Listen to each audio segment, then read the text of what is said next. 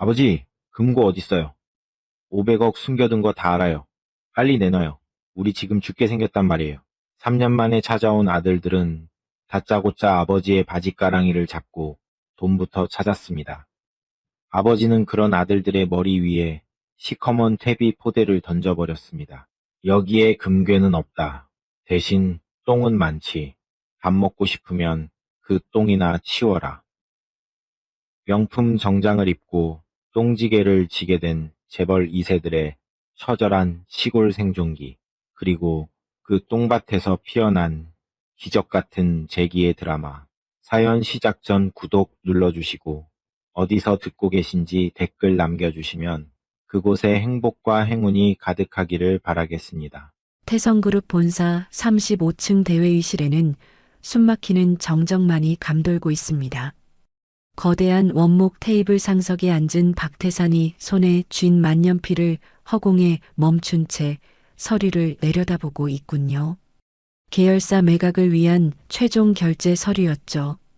박태산의 시선이 서류에서 천천히 들어 올려져 맞은편에 앉은 두 아들, 박성준과 박민재에게 향합니다.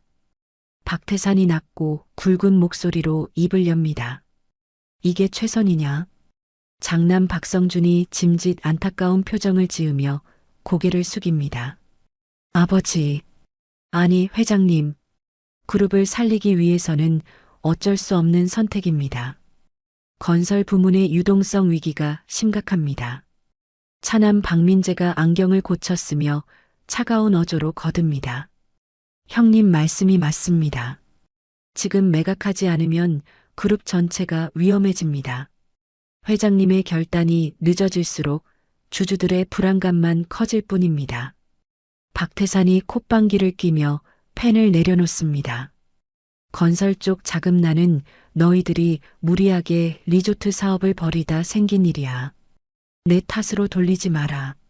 박성준이 당황한 듯 눈동자를 굴리다 박민재에게 슬쩍 눈짓을 보냅니다.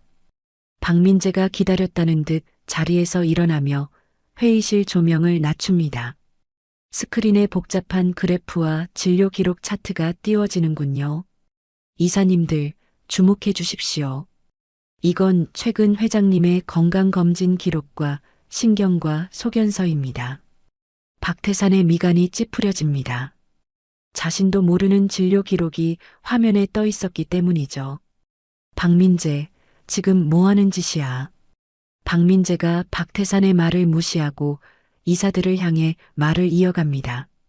보시다시피 회장님은 최근 인지 능력 저하와 초기 치매 증상을 보이고 계십니다. 지난달 반도체 투자건을 보류하신 것도 이번 매각을 주저하시는 것도 모두 정상적인 경영 판단이 불가능하시기 때문입니다. 좌중이 술렁이기 시작합니다.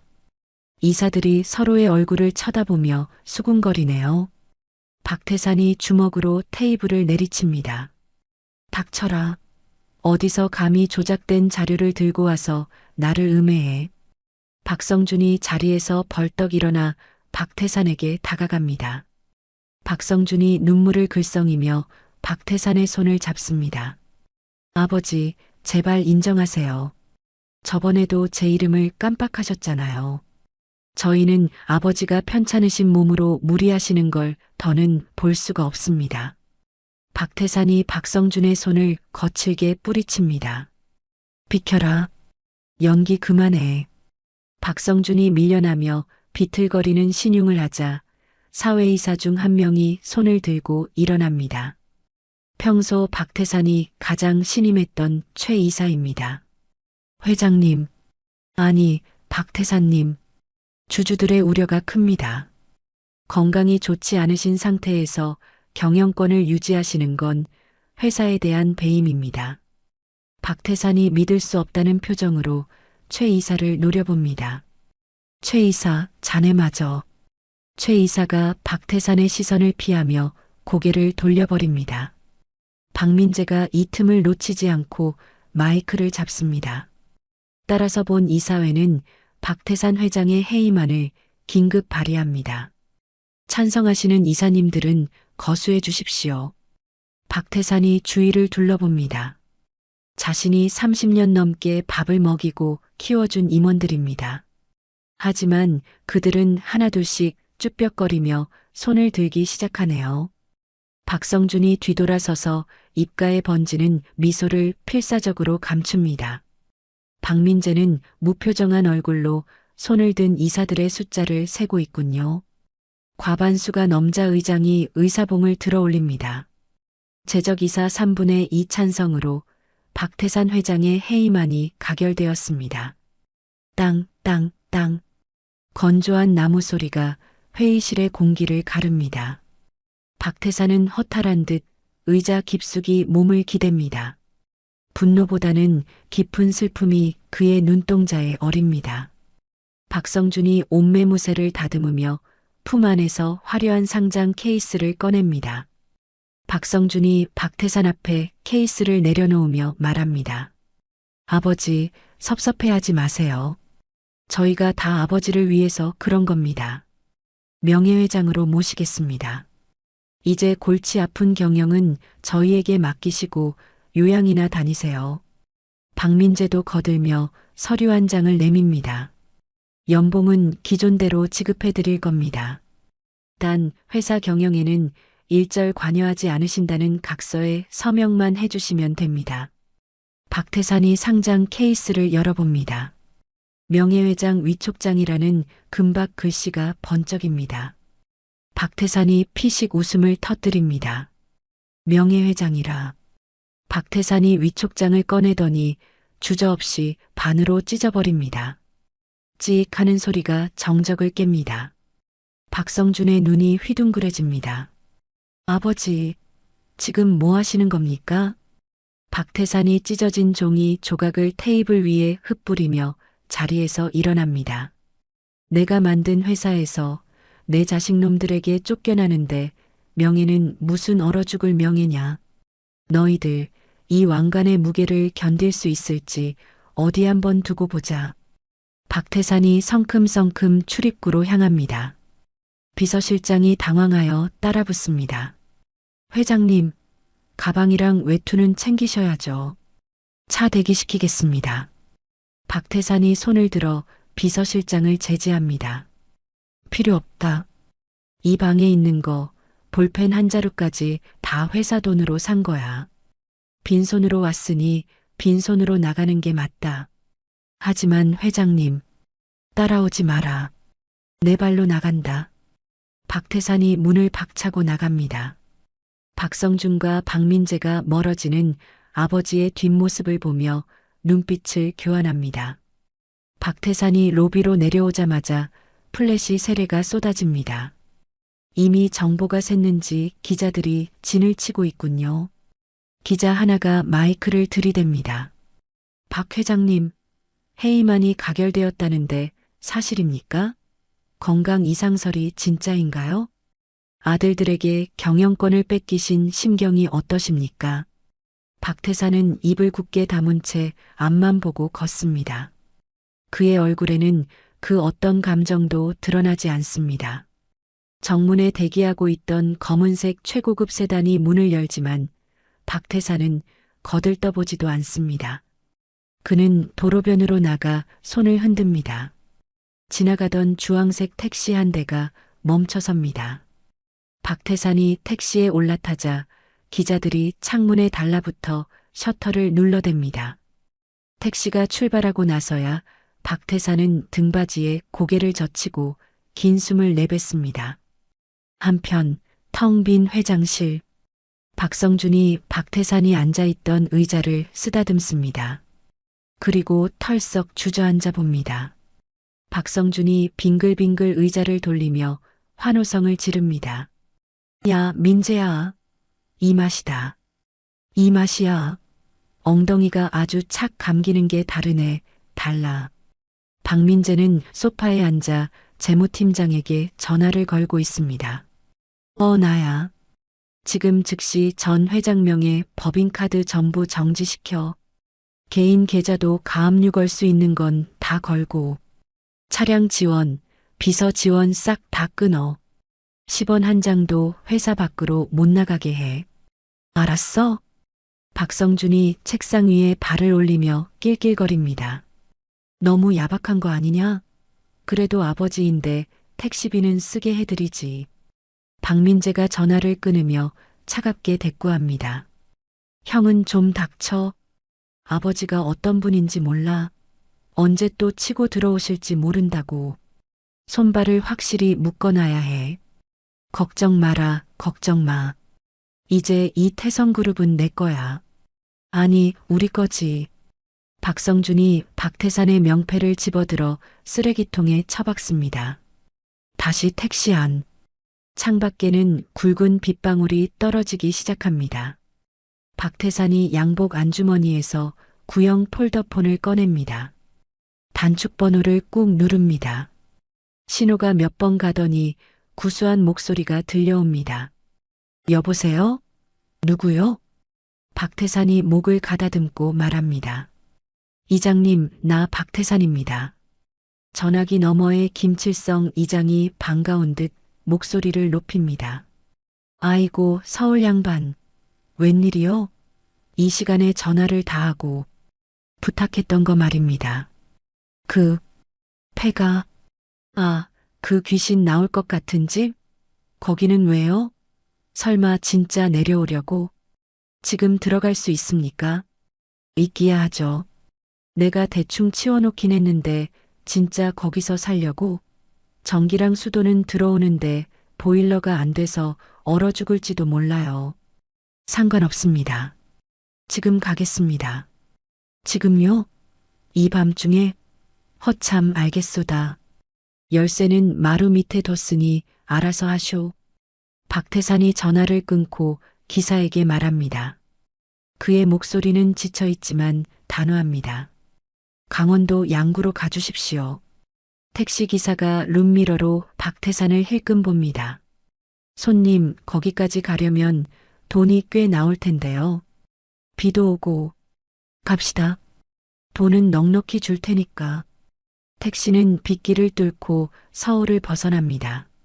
화려한 네온 사인이 뒤로 멀어지고 어둠만이 짙게 깔린 국도가 이어집니다. 몇 시간을 달렸을까요? 택시가 가로등 하나 없는 산길 입구에 멈춰섭니다. 손님, 여기부터는 차가 못 올라갑니다. 박태산이 지갑에 있는 현금을 몽땅 꺼내 기사에게 건넸습니다. 차에서 내리자마자 차가운 비가 온몸을 적십니다. 박태산은 비를 맞으며 트렁크에서 미리 준비해둔 짐꾸러미 하나를 꺼냅니다. 그가 입고 있던 최고급 맞춤 양복 상의를 벗어 바닥에 내동댕이 칩니다. 넥타이도 풀어 헤쳐 진흙탕에 던져버립니다. 짐꾸러미를 풀어 해진 작업복 바지와 낡은 점퍼를 꺼내 입습니다. 차가운 비가 셔츠 속으로 스며들지만 그는 떨지 않습니다. 박태산이 질퍽거리는 산길을 묵묵히 걸어 올라갑니다. 한참을 오르자 덩굴에 뒤덮인 쓰러져가는 초가집 한 채가 보입니다. 문짝이 떨어져 나갈 듯 덜컹거립니다. 박태산이 마루 밑을 더듬어 열쇠를 찾습니다. 녹슨 열쇠가 삐걱거리며 자물쇠를 엽니다. 방 안으로 들어서자 퀴퀴한 곰팡이 냄새와 냉기가 훅 끼쳐옵니다. 스위치를 눌러보지만 전구가 나갔는지 불이 들어오지 않습니다. 박태산은 주머니에서 양초 하나와 라이터를 꺼냅니다. 치익하는 소리와 함께 작은 불꽃이 피어오릅니다. 흔들리는 촛불 그림자가 벽에 일렁입니다. 그는 방구석에 놓인 낡은 책상 앞에 앉습니다. 그리고 품 안에서 낡은 공책 한 권을 꺼냅니다. 표지에는 영롱일지라는 글씨가 투박하게 적혀 있습니다. 박태산이 첫 페이지를 펼칩니다. 텅 빈 백지가 그를 반깁니다. 그가 볼펜을 쥐고 천천히 꾹꾹 눌러 글을 쓰기 시작합니다. 1일차 모든 것을 잃었다. 그리고 다시 시작한다. 박태산이 떠나고 3년이라는 시간이 흘렀습니다. 태성그룹 본사 회장실의 풍경은 3년 전과 사뭇 다릅니다. 최고급 이탈리아산 가죽 소파에는 먼지가 앉아 있고 창가에 놓인 난초들은 말라 비틀어져 있군요. 박성준이 넥타이를 풀어 해친 채 수화기를 귀에 대고 고래고래 소리를 지릅니다. 뭐, 공사 중단? 야, 환경단체 그것들이 떠든다고 굴착기를 멈추면 어떡해. 그냥 밀어붙이라고 했잖아. 수화기 너머로 다급한 현장 소장의 목소리가 들려옵니다. 회장님, 그게 아닙니다. 어제 비가 온 뒤로 리조트 부지 집안이 3미터나 내려앉았습니다. 싱크홀이 생겨서 인부 2명이 다쳤다고요. 구청에서 공사 중지 명령이 떨어졌습니다. 박성준이 들고 있던 수화기를 집어던집니다. 와장창 전화기가 박살나며 파편이 튑니다. 박성준이 머리를 감싸 쥐고 바닥에 주저앉습니다. 망했다. 3천억을 쏟아부었는데 이제 끝이야. 그때 회장실 문이 벌컥 열리며 박민재가 들이닥칩니다. 박민재의 얼굴은 하얗게 질려 있고 입술은 바들바들 떨리고 있군요. 박민재가 박성준의 책상 앞으로 달려와 신문을 내동댕이 칩니다. 형, 이거 뭐야? 리조트 인허가 취소라니. 내가 그거 담보로 돈 빌린 거 몰라? 박성준이 퀭한 눈으로 박민재를 올려다봅니다. 그가 헛웃음을 터뜨립니다. 야, 너는 지금 내 돈 걱정이 되냐? 나는 지금 간방 가게 생겼어. 형만 간방 가? 나도 가게 생겼다고. 바이오 계열사 주가 조작한 거 내부 고발자가 금감원에 찔렀어. 지금 검찰에서 압수수색 들어온대. 박성준이 벌떡 일어나 박민재의 멱살을 잡습니다. 그의 눈에 핏발이 섭니다. 이게 다 너 때문이야. 네가 아버지 쫓아내자고 꼬드기지만 않았어도. 박민재가 박성준의 손을 거칠게 쳐냅니다. 그가 도끼 어린 눈으로 박성준을 노려봅니다. 웃기지 마. 회장 자리 탐내서 침 질질 흘리던 게 누군데? 경영권 방어한다고 계열사 돈 빼돌려서 도박한 건 형이잖아. 이 자식이 어디서 형한테 눈을 불하려. 박성준이 주먹을 휘두르지만 박민재가 잽싸게 피하며 박성준을 밀칩니다. 박성준이 뒤로 넘어지며 장식장을 들이받습니다. 와장창 소리와 함께 박태산이 아끼던 도자기가 박살이 납니다. 두 형제가 서로를 죽일 듯이 노려보며 헐떡거립니다. 그때 회장실의 육중한 문이 쾅 하는 소리와 함께 부서질 듯 열립니다. 검은 양복을 입은 덩치 큰 사내들이 우르르 몰려들어옵니다. 그들 사이로 뱀 가죽구두를 신은 남자가 천천히 걸어 들어옵니다. 사채업계의 저승사자 독사입니다. 독사가 씹던 껌을 박살난 도자기 조각 위에 뱉으며 말합니다. 형제애가 아주 눈물겨우시네. 회사는 망해가는데 쌈박질이나 하고 있고. 박민재가 뒷걸음질 치며 말을 더듬습니다. 독사 사장님. 아니, 대표님. 여긴 어쩐 일이십니까? 이자는 다음 주라고. 독사가 박민재의 뺨을 툭툭 칩니다. 그의 손길은 가볍지만 살기가 느껴집니다. 이봐, 박 부회장. 아니지. 이제 곧 백수 될 거니까 박씨라고 불러야 하나? 담보로 잡은 리조트 부지가 휴지 조각이 됐던데? 그럼 내 돈 500억은 공중분해된 건가? 그게 잠시 착오가 있어서 해결하고 있습니다. 조금만 기다려 주시면. 기다려? 내가 제일 싫어하는 게 기다리는 거야. 독사가 손짓하자 부하 한 명이 테이블 위에 무언가를 쿵 하고 올려놓습니다. 녹슨 톱과 커다란 김장용 비닐입니다. 박성준이 그것을 보고 비명을 지르며 소파 뒤로 숨습니다. 독사가 톱을 집어들고 나를 튕겨봅니다. 띵 하는 소리가 소름 끼치게 울립니다. 오늘 해지기 전까지 500억 현찰로 가져와. 못 가져오면 장기라도 털어서 가져갈 거니까. 아, 두 놈 합쳐도 500억은 안 나오겠네. 그럼 눈알부터 뽑을까? 독사가 부하들에게 눈짓하자 덩치들이 형제를 포위합니다. 독사는 회장실 상석에 다리를 꼬고 앉아 시계를 봅니다. 지금부터 딱 6시간 준다. 여기서 한 발짝이라도 나가면 그땐 진짜 담그는 거야.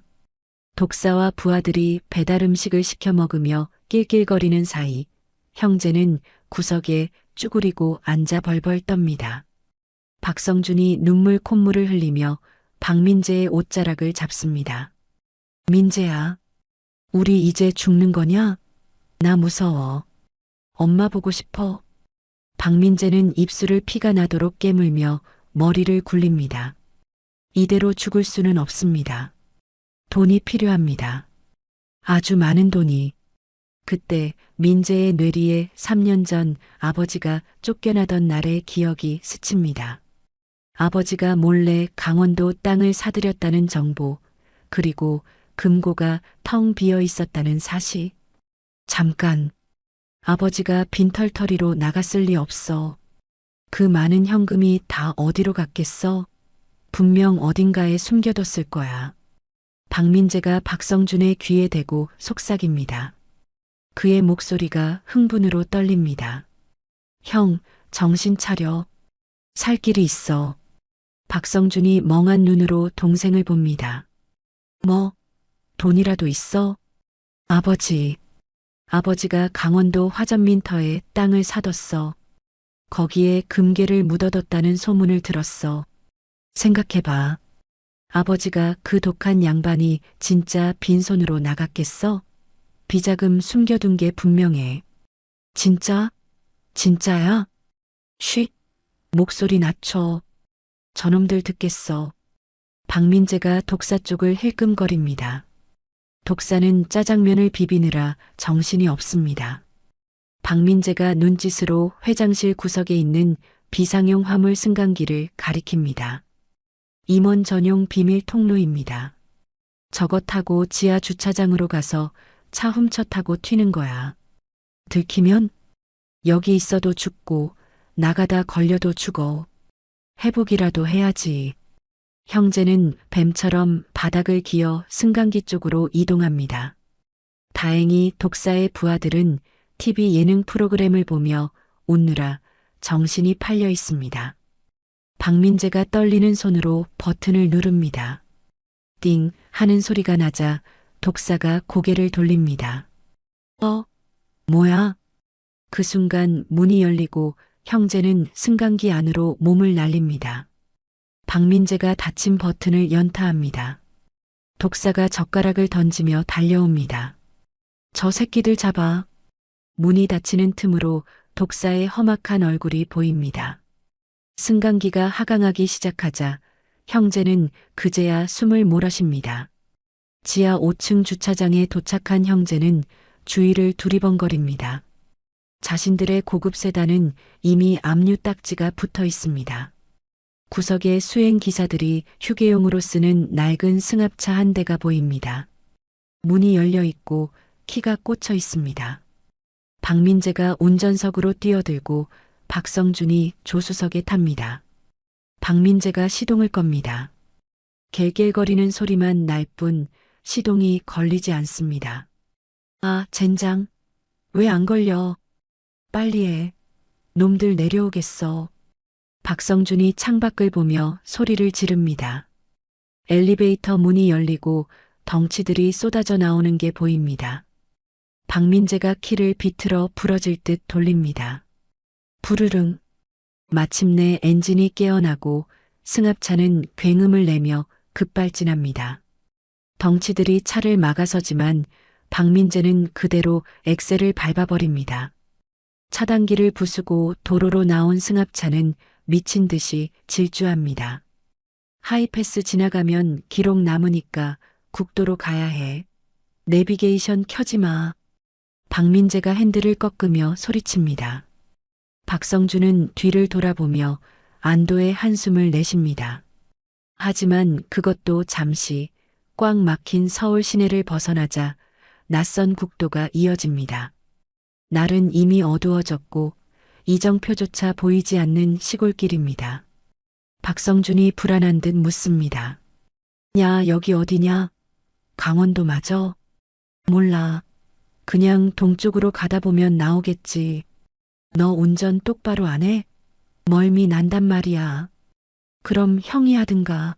면허 정지당한 주제에 말이 많아. 차 안은 형제의 고성으로 가득 찹니다. 설상가상으로 빗줄기가 굵어지기 시작합니다. 와이퍼가 삐걱거리며 힘겹게 비를 닦아내지만 시야는 점점 흐려집니다.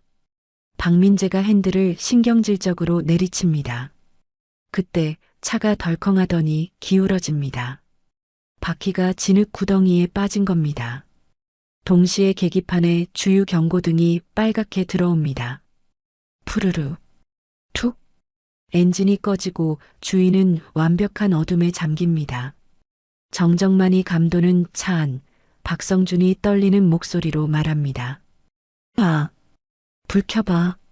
무서워. 배터리 나간다고. 아, 진짜 되는 일이 하나도 없네. 그때 밖에서 짐승의 울음소리가 들려옵니다. 아우, 박성준이 비명을 지르며 박민재를 껴안습니다. 으악, 늑대야. 늑대라고. 이거나. 징그럽게 왜 이래. 형 땀 냄새 난다고. 박민재가 질색하며 밀어내려 하지만 박성준은 거머리처럼 달라붙습니다. 결벽증이 있는 박민재는 형의 땀과 흙탕물이 묻은 정장 소매가 얼굴에 닿자 기절할 것만 같습니다. 하지만 밖에서 들려오는 부스럭거리는 소리에 그 역시 형을 마주 안을 수밖에 없습니다. 두 남자는 좁은 승합차 안에서 서로의 체온에 의지한 채 밤을 지새웁니다. 이탈리아 장인이 한 땀 한 땀 만든 명품 수트는 땀과 공포로 젖어 걸레처럼 구겨졌습니다. 다음 날 새벽, 비는 그쳤지만 짙은 안개가 산허리를 감싸고 있습니다. 새우잠을 잔 형제는 뻐근한 몸을 이끌고 차에서 내립니다. 눈앞에는 끝도 없는 산길뿐입니다. 박성준이 구두를 벗어들고 맨발로 진흙을 밟으며 징징거립니다. 배고파. 목말라. 우리 이러다 객사하는 거 아니야? 박민재는 대꾸할 힘도 없어 터덜터덜 걷기만 합니다. 안경에는 습기가 차 앞이 잘 보이지 않습니다. 얼마나 걸었을까요? 안개 사이로 희미한 불빛이 보입니다. 형제의 눈이 동시에 커집니다. 박성준이 소리칩니다. 불이다. 민재야, 저기 사람 산다. 형제는 젖먹던 힘까지 짜내어 불빛을 향해 달립니다. 가까이 가보니 낡은 비닐하우스 여러 동이 모여 있는 농장입니다. 입구에 나무로 만든 낡은 간판이 삐딱하게 걸려 있군요. 박민재가 간판에 적힌 글씨를 읽습니다. 황, 금, 버섯, 농장. 황금이라는 두 글자가 박민재의 뇌리에 강렬하게 박힙니다. 박민재가 박성준의 어깨를 치며 광기 어린 미소를 짓습니다. 형, 찾았어. 황금이야. 아버지가 여기에 금괴를 숨겨둔 게 확실해. 이름부터가 황금 농장이잖아. 박성준도 침을 꼴깍 삼킵니다. 진짜? 저기 금이 있다고? 그럼. 안 그러면 굳이 이런 산골에 농장 이름을 황금이라고 지을 리가 없잖아. 저 비닐하우스 안에 금괴가 산처럼 쌓여 있을 거야. 안개가 자욱한 강원도 산골의 아침, 정적을 깨고 두 남자의 거친 숨소리가 농장 마당을 가득 채웁니다. 박성준과 박민재는 마치 사막에서 오아시스를 발견한 조난자들처럼 눈을 번들거리며 마당 한가운데 쌓인 거대한 검은 물체들을 향해 돌진합니다. 사람 키보다 높게 쌓인 채 검은 방수포로 꽁꽁 쌓여 있는 그 더미들은 누가 봐도 의심스러운 모양새를 하고 있군요. 박성준이 진흙투성이가 된 구두가 벗겨지는 줄도 모르고 달려가 더미 앞에 무릎을 꿇습니다. 민재야, 이거 봐. 이거 딱 사이즈가 나오잖아. 이 안에 다 현찰 아니면 금괴야. 박민재도 안경을 치켜 올리며 흥분된 목소리로 맞장구를 칩니다. 맞아, 형. 아버지가 그냥 농사나 지으려고 내려오셨겠어? 이게 다 비자금 세탁하려고 위장해 놓은 거라고. 빨리 뜯어봐. 박성준이 떨리는 손으로 검은 비닐 포장지의 끝을 잡습니다. 질긴 공업용 비닐이 팽팽하게 당겨집니다. 두 형제는 침을 꼴깍 삼키며 곧 쏟아질 황금빛 광채를 상상합니다. 박성준이 있는 힘껏 비닐을 잡아당깁니다. 찌익하는 날카로운 파열음과 함께 포장이 터져나갑니다. 푸르르. 비닐이 찢어진 틈으로 황금 대신 시커먼 가루와 덩어리들이 폭포수처럼 쏟아져 내립니다. 동시에 코를 찌르는 지독한 악취가 형제의 얼굴을 강타합니다. 그것은 단순히 불쾌한 냄새가 아닙니다. 소똥과 톱밥이 섞여 고온에서 푹 삭은 농축된 암모니아 가스의 향연이죠. 박성준이 비명을 지르며 뒤로 나자빠집니다.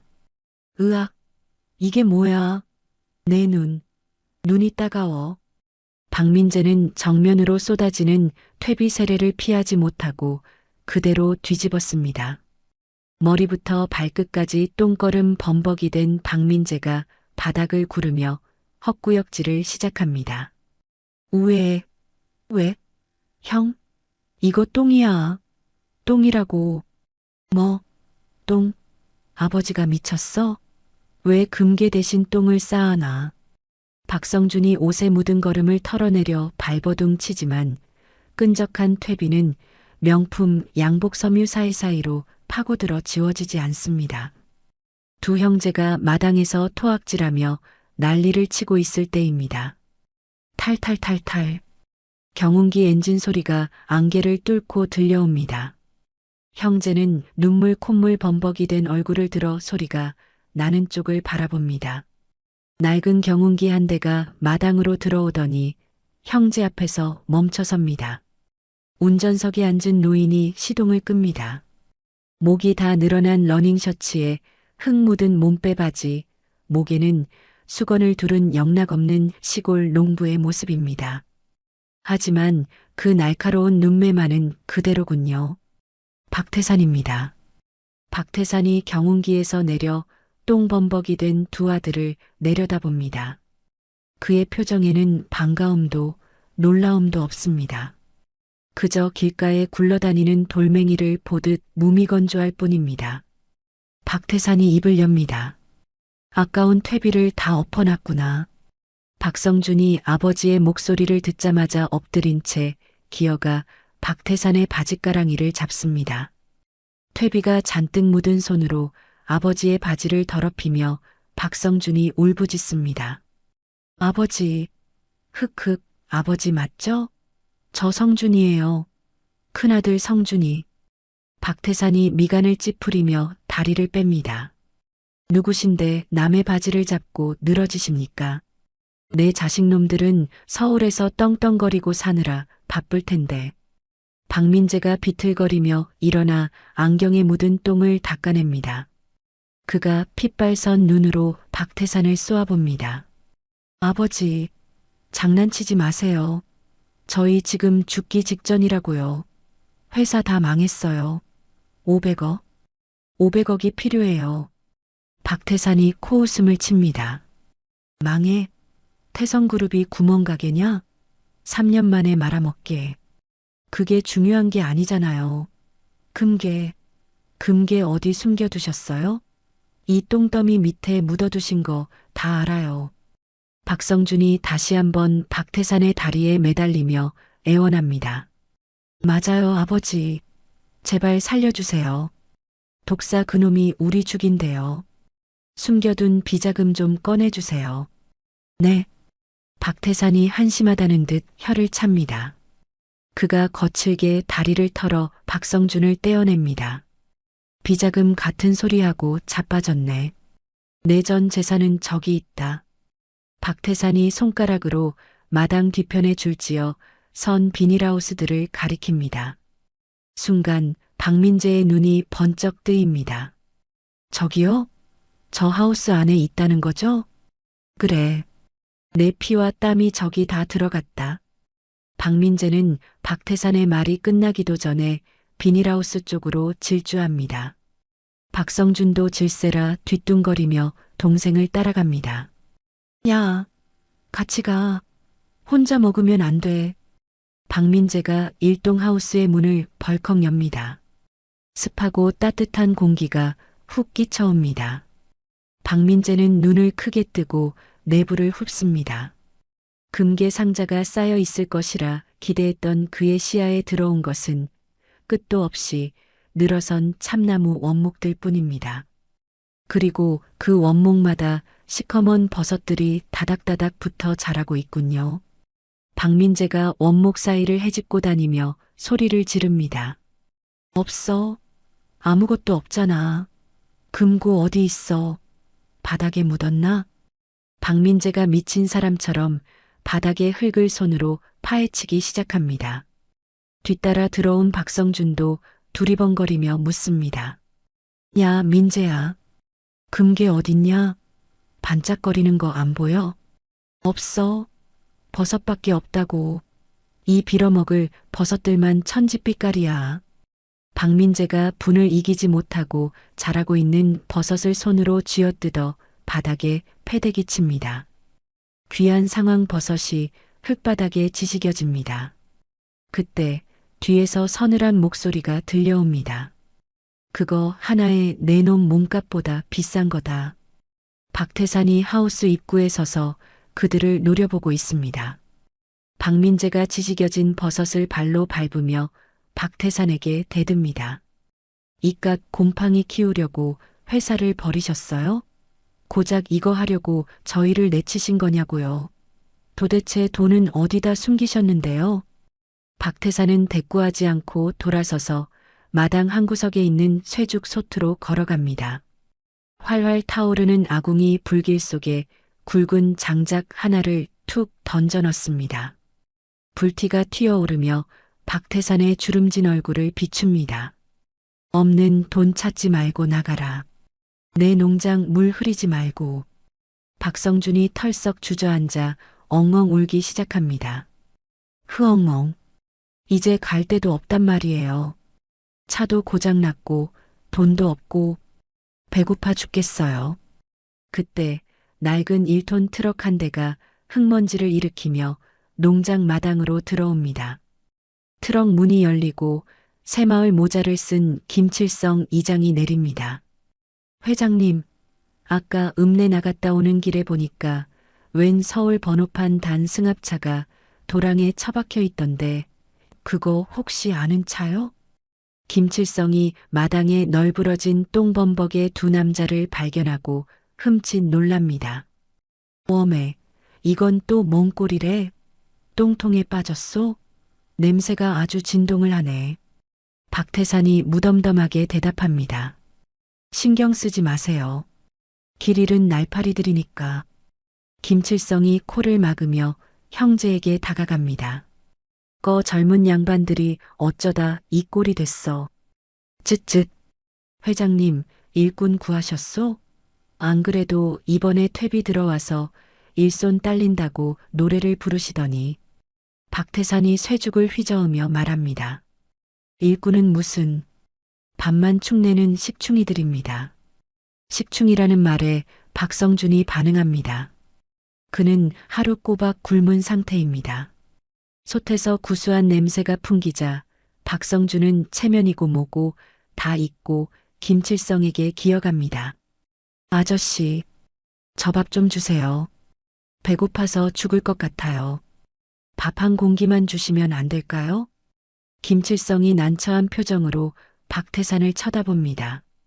회장님, 애들이 아주 거지가 다 됐는데 뭐라도 좀 먹여야 하는 거 아니오? 사람 꼴이 말이 아닌데. 박태산이 국자로 솥단지를 탕 두드립니다. 그 소리에 형제의 시선이 집중됩니다. 박태산이 손가락으로 마당 한쪽에 있는 컨테이너 건물을 가리킵니다. 그곳은 농장 직원들이 밥을 먹는 식당입니다. 출입문 위에는 박태산이 직접 쓴 붓글씨 액자가 걸려 있습니다. 일하지 않는 자, 먹지도 말라. 글씨 보이지? 내 농장 그뿐이다. 박민재가 기가 막히다는 표정으로 입을 엽니다. 아버지, 지금 저희한테 설교하시는 거예요? 자식들이 굶어 죽게 생겼는데. 박태산이 성큼성큼 다가와 박민재의 눈을 똑바로 쳐다봅니다. 자식? 3년 전에 내 위촉장 찢어버린 놈들이 무슨 자식이야. 여긴 내 회사도 아니고 내 집도 아니다. 철저한 사업장이야. 밥을 먹고 싶으면 노동을 해라. 박성준이 울먹이며 묻습니다. 무슨 일을 하면 되는데요? 박태산이 마당에 쌓여있는 터진 퇴비 포대들을 턱짓으로 가리킵니다. 저거 오늘 들어온 특급 퇴비 100포대다. 저걸 3동 하우스 안까지 다 옮겨. 다 옮기기 전엔 물 한 모금도 없다. 100포대요? 저 무거운 걸요? 저 허리 디스크 있어요. 그럼 굶든가. 나가라. 꼴 보기 싫으니까. 박태산이 당장이라도 빗자루를 들고 쫓아낼 기세입니다. 박민재가 박성준의 옆구리를 쿡 찌르며 귓속말로 속삭입니다. 형, 일단 시키는 대로 해. 여기서 쫓겨나면 독사한테 잡혀서 회쳐져. 그리고 아버지가 거짓말하는 걸 수도 있어. 금괴는 분명히 어딘가 있어. 우리가 감시하면서 찾아내야 해. 박성준이 침을 꿀꺽 삼키며 고개를 끄덕입니다. 죽는 것보단 똥을 나르는 게 낫고 잘 찾아보면 금괴가 나올지도 모른다는 희망 고문이 시작된 거죠. 할게요. 하면 되잖아요. 박태산이 창고 열쇠를 김칠성에게 던져줍니다. 이장님, 창고에서 작업복 꺼내 입히세요. 내 비싼 퇴비에 더러운 거 묻히지 않게. 김칠성이 혀를 끌끌 차며 형제를 창고로 데려갑니다. 잠시 후 창고 문이 열리고 두 형제가 걸어 나옵니다. 이탈리아제 명품 수트는 벗어던지고 형광색 줄무늬가 들어간 헐렁한 몸빼 바지에 무릎까지 오는 고무장화를 신은 모습입니다. 특히 결벽증이 있는 박민재는 남이 입던 땀 냄새 나는 작업조끼를 입고 울상을 짓고 있군요. 박성준은 꽉 끼는 장화 때문에 뒤뚱거리며 걷습니다. 자, 시작해. 해지기 전까지 못 끝내면 국물도 없어. 김칠성이 감독관처럼 소리치며 꽹과리를 챙챙 칩니다. 박성준이 퇴비 포대 하나를 들어 올리려다 비명을 지릅니다. 으악, 이거 왜 이렇게 무거워? 돌덩이야? 20kg짜리 퇴비 포대는 평생 팬데만 굴리던 그들에게 천근만근입니다. 박민재는 냄새 때문에 숨을 참아가며 포대 끝을 잡고 질질 끕니다. 아, 진짜 미치겠네. 내 손톱에 똥 꼈어. 야, 밀지 마. 나 넘어진다고.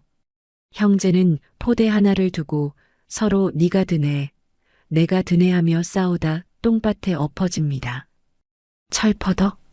얼굴에 다시 한번 퇴비팩을 한 박성준이 하늘을 보고 울부짖습니다. 엄마, 나 집에 갈래. 으앙. 농장 사무실 안 박태산이 모니터를 통해 이 광경을 지켜보고 있습니다. CCTV 화면 속에서 흙투성이가 되어 뒹구는 두 아들의 모습은 처참하기 그지없습니다. 박태산이 컵에 믹스 커피를 타며 깊은 한숨을 내쉽니다. 그의 눈가가 미세하게 떨립니다. 뭐냐? 똥물 좀 뒤집어 써봐야 정신을 차리지. 아직 멀었다, 놈들아. 박태산의 농장에 감금된 지 일주일이 지났습니다. 칠흑 같은 어둠이 내려앉은 강원도의 깊은 밤, 풀벌레 소리조차 들리지 않는 고요함 속에서 두 그림자가 은밀하게 움직이고 있군요. 박성준과 박민재입니다. 그들은 마치 첩보 영화의 주인공이라도 된 양 허리를 숙이고 발소리를 죽이며 마당을 가로지르고 있습니다. 박민재의 손에는 안방 서랍에서 몰래 훔쳐낸 트럭 열쇠가 들려 있습니다. 박성준이 트럭 뒤편에서 주위를 살피며 다급하게 손짓합니다. 야, 빨리 해. 아버지 깨시면 우리 다 죽어. 박민재가 식은땀을 흘리며 운전석 문을 조심스럽게 엽니다. 끼익하는 낡은 경첩 소리가 유난히 크게 울려 퍼집니다. 박민재가 기겁하며 동작을 멈춥니다. 다행히 안채에서는 아무런 인기척도 없습니다. 박민재가 운전석에 올라타고 박성준이 조수석에 잽싸게 탑승합니다. 박민재가 떨리는 손으로 키 뭉치에 열쇠를 꽂아 넣습니다. 형, 꽉 잡아. 시동 걸리면 바로 밟을 거니까. 알았어. 내비게이션 찍을 시간도 없다. 무조건 서울 방향으로 쏴. 박민재가 심호흡을 한 번 하고 힘차게 키를 돌립니다. 끼릭, 끼릭, 끼리릭. 경쾌한 엔진 시동음 대신 쇠 긁는 소리만 요란하게 날 뿐 차는 미동도 하지 않습니다. 박민재가 당황하여 다시 한번 키를 돌립니다. 끼리릭, 퍽, 푸슈슈. 마우라에서 검은 연기만 피어오르고 엔진은 죽어버립니다. 뭐야? 왜 안 걸려? 야, 더 돌려봐. 엑셀 밟으면서. 박민재가 미친 듯이 키를 돌리고 엑셀을 밟아대자 트럭은 굉음을 내며 쿨럭거립니다. 쾅, 쾅. 마치 총소리 같은 배기음이 조용한 산골 마을을 뒤흔듭니다. 그때 안채의 불이 탁 켜지고 멀리서 개들이 짖어대기 시작합니다. 박성준이 머리를 감싸쥐며 비명을 지릅니다. 아, 망했다. 들켰어. 설상가상으로 농장 입구 쪽에서 강렬한 헤드라이트 불빛이 들이닥칩니다. 마을 이장 김칠성의 트럭입니다. 트럭 뒤에는 몽둥이와 괭이를 든 마을 청년회원들이 타고 있군요. 김칠성이 확성기를 들고 소리칩니다. 거기 누구여? 꼼짝 마라. 도둑놈들, 내가 올 줄 알았다. 박민재와 박성준은 차 문을 잠그고 벌벌 떱니다. 청년회원들이 트럭을 에워싸고 창문을 몽둥이로 퉁퉁 두드립니다. 나와. 안 나와? 유리창 깨버린다. 아이고, 사람 살려. 도둑 아니에요. 박성준이 창문을 내리고 손을 들며 애원합니다. 김칠성이 손전등을 형제의 얼굴에 비춥니다. 어라? 이거 회장님 댁 일꾼들 아니요? 이 밤중에 차는 왜 훔쳐 타고 가려고 해? 그때 현관문이 열리고 박태산이 뒷짐을 진 채 천천히 걸어 나옵니다. 그의 표정은 자다가 깬 사람치고는 지나치게 평온합니다. 박태산이 혀를 차며 말합니다. 이장님, 몽둥이 거두세요. 도둑놈들 아닙니다. 예, 그럼 누구요? 차 훔쳐 가려던 거 딱 걸렸는데. 박태산이 트럭 앞으로 다가와 창문 너머로 사색이 된 아들들을 내려다봅니다. 내 자식 놈들입니다. 서울 물이 덜 빠져서 밥맛을 좀 가려 했나 봅니다. 김칠성이 황당하다는 듯 껄껄 웃습니다. 아, 자식 농사 참 잘 지으셨네. 밤중에 트럭 훔쳐 타고 도망가는 아들들이라니. 효자들이여, 효자들. 청년회원들도 킬킬거리며 비웃습니다. 박성준과 박민재는 쥐구멍이라도 있으면 숨고 싶은 심정으로 고개를 숙입니다. 박태산이 트럭 보닛을 톡톡 두드리며 말합니다. 내려라. 배터리 선이랑 점화 플러그는 아까 저녁에 미리 빼놨다. 기름도 다 빼놨고. 박민재가 핸들에 머리를 박습니다. 아버지는 이미 그들의 탈출 계획을 손바닥 들여다보듯 알고 있었던 겁니다. 으아, 아버지 진짜 너무하세요. 박태산이 서늘하게 웃습니다. 내일부터는 새벽 4시 기상이다. 딴 생각 못하게 몸을 더 굴려주마. 다음날 새벽 4시. 닭이 울기도 전 형제는 강제 기상과 동시에 최악의 벌칙을 수행하게 됩니다. 바로 재래식 화장실 청소와 분뇨 처리 작업입니다. 수세식 화장실만 써왔던 결벽증 환자 박민재에게 이것은 사형 선고나 다름없습니다. 박민재가 코에 빨래 집게를 꽂고 입에는 마스크를 두 겹이나 쓴 채 똥지게를 지고 비틀거립니다. 재래식 화장실 문을 열자마자 올라오는 숙성된 암모니아 가스에 그의 눈이 뒤집힙니다. 의외에 박민재가 헛구역질을 하며 주저앉습니다. 위액이 넘어올 것 같지만 어제 저녁을 굶어서 나오는 것도 없습니다. 못해요. 저 이거 진짜 못해요. 차라리 죽여주세요. 박태산이 뒤에서 대나무 회초리를 탁탁 치며 감시합니다. 죽는 건 자유지만 밥은 없다. 저 통 다 비우기 전엔 아침밥 구경도 못할 줄 알아라.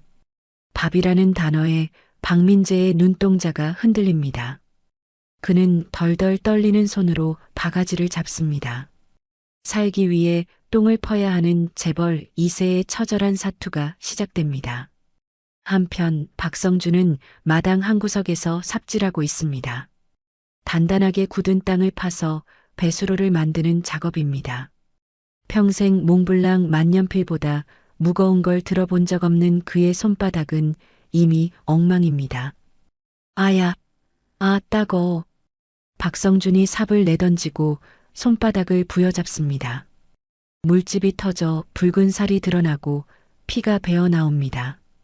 박성준이 울상을 지으며 박태산에게 달려갑니다. 아버지, 저 손 다 까졌어요. 피나는 거 안 보이세요? 산재 처리해 주세요. 박태산이 혀를 차며 주머니에서 빨간 약과 밴드를 꺼냅니다. 박성준의 손을 거칠게 낚아채 약을 바릅니다. 따가움에 박성준이 비명을 지르며 몸을 비냐. 따거. 좀 살살해 주세요. 엄살 부리지 마라. 그 고운 손으로 결제 도장만 쾅쾅 찍어대니 회사 자금 사정이 어떻게 돌아가는지도 모르지. 손바닥에 굳은 살이 박여봐야 돈 무서운 줄도 아는 법이다. 박태산은 투박하게 밴드를 감아주지만 그 손길이 마냥 차갑지만은 않습니다. 박성준은 욱신거리는 손바닥을 내려다보며 입을 삐죽거리지만 더 이상 대꾸하지 못하고 다시 삽을 듭니다. 며칠 뒤 한여름의 불청객인 폭염경보가 강원도 산골을 덮칩니다. 낮 기온이 35도를 넘어가고 비닐하우스 내부 온도는 50도에 육박합니다. 버섯들이 고온을 이기지 못해 말라 비틀어질 위기입니다. 박태산이 다급하게 소리칩니다. 비상이다. 자동 개폐기가 고장났어. 당장 올라가서 차광막 쳐야 해. 박성준과 박민재가 그늘에서 쉬다가 벌떡 일어납니다. 평소 같으면 저희가 왜요? 라고 도망쳤겠지만 이번엔 다릅니다. 지난 일주일간 자신들이 땀 흘려 퇴비를 나른 버섯들이 죽어가는 꼴을 볼 수 없었기 때문이죠. 형제는 박태산을 따라 하우스 지붕 위로 올라갑니다. 달궈진 비닐하우스 지붕은 프라이팬처럼 뜨겁습니다. 발바닥이 타들어가고 숨이 턱턱 막힙니다. 민재야, 저쪽 끝 잡아. 당겨. 형, 너무 무거워. 으아. 형제는 검은색 차광막을 양쪽에서 잡고 낑낑거리며 덮습니다. 땀이 비오듯 쏟아져 눈을 뜰 수가 없습니다. 그때 박민재가 미끄러운 비닐을 밟고 휘청거립니다. 박민재의 몸이 중심을 잃고 지붕 아래로 굴러떨어지려 합니다. 높이는 3미터, 바닥에는 쇠기둥이 박혀 있어 떨어지면 중상입니다. 민재야. 그 순간 박성준이 반사적으로 몸을 날려 박민재의 손목을 낚아챕니다. 박성준의 몸도 덩달아 미끄러지지만 그는 반대쪽 손으로 지붕 파이프를 악착같이 붙잡습니다. 박성준의 팔 근육이 터질 듯 팽팽해집니다. 형. 박민재가 공포에 질려 형을 올려다봅니다. 박성준이 이를 악물고 소리칩니다. 꽉 잡아. 놓치면 죽는다. 박성준은 젖먹던 힘까지 짜내어 동생을 끌어올립니다. 두 사람은 지붕 위에 널브러져 거친 숨을 몰아쉽니다. 서로를 쳐다보는 눈빛이 흔들립니다. 회사에서는 서로 죽일 듯이 멱살을 잡던 형제가 이곳에서는 서로의 생명줄이 되어준 겁니다. 박성준이 헐떡이며 묻습니다. 안 다쳤냐?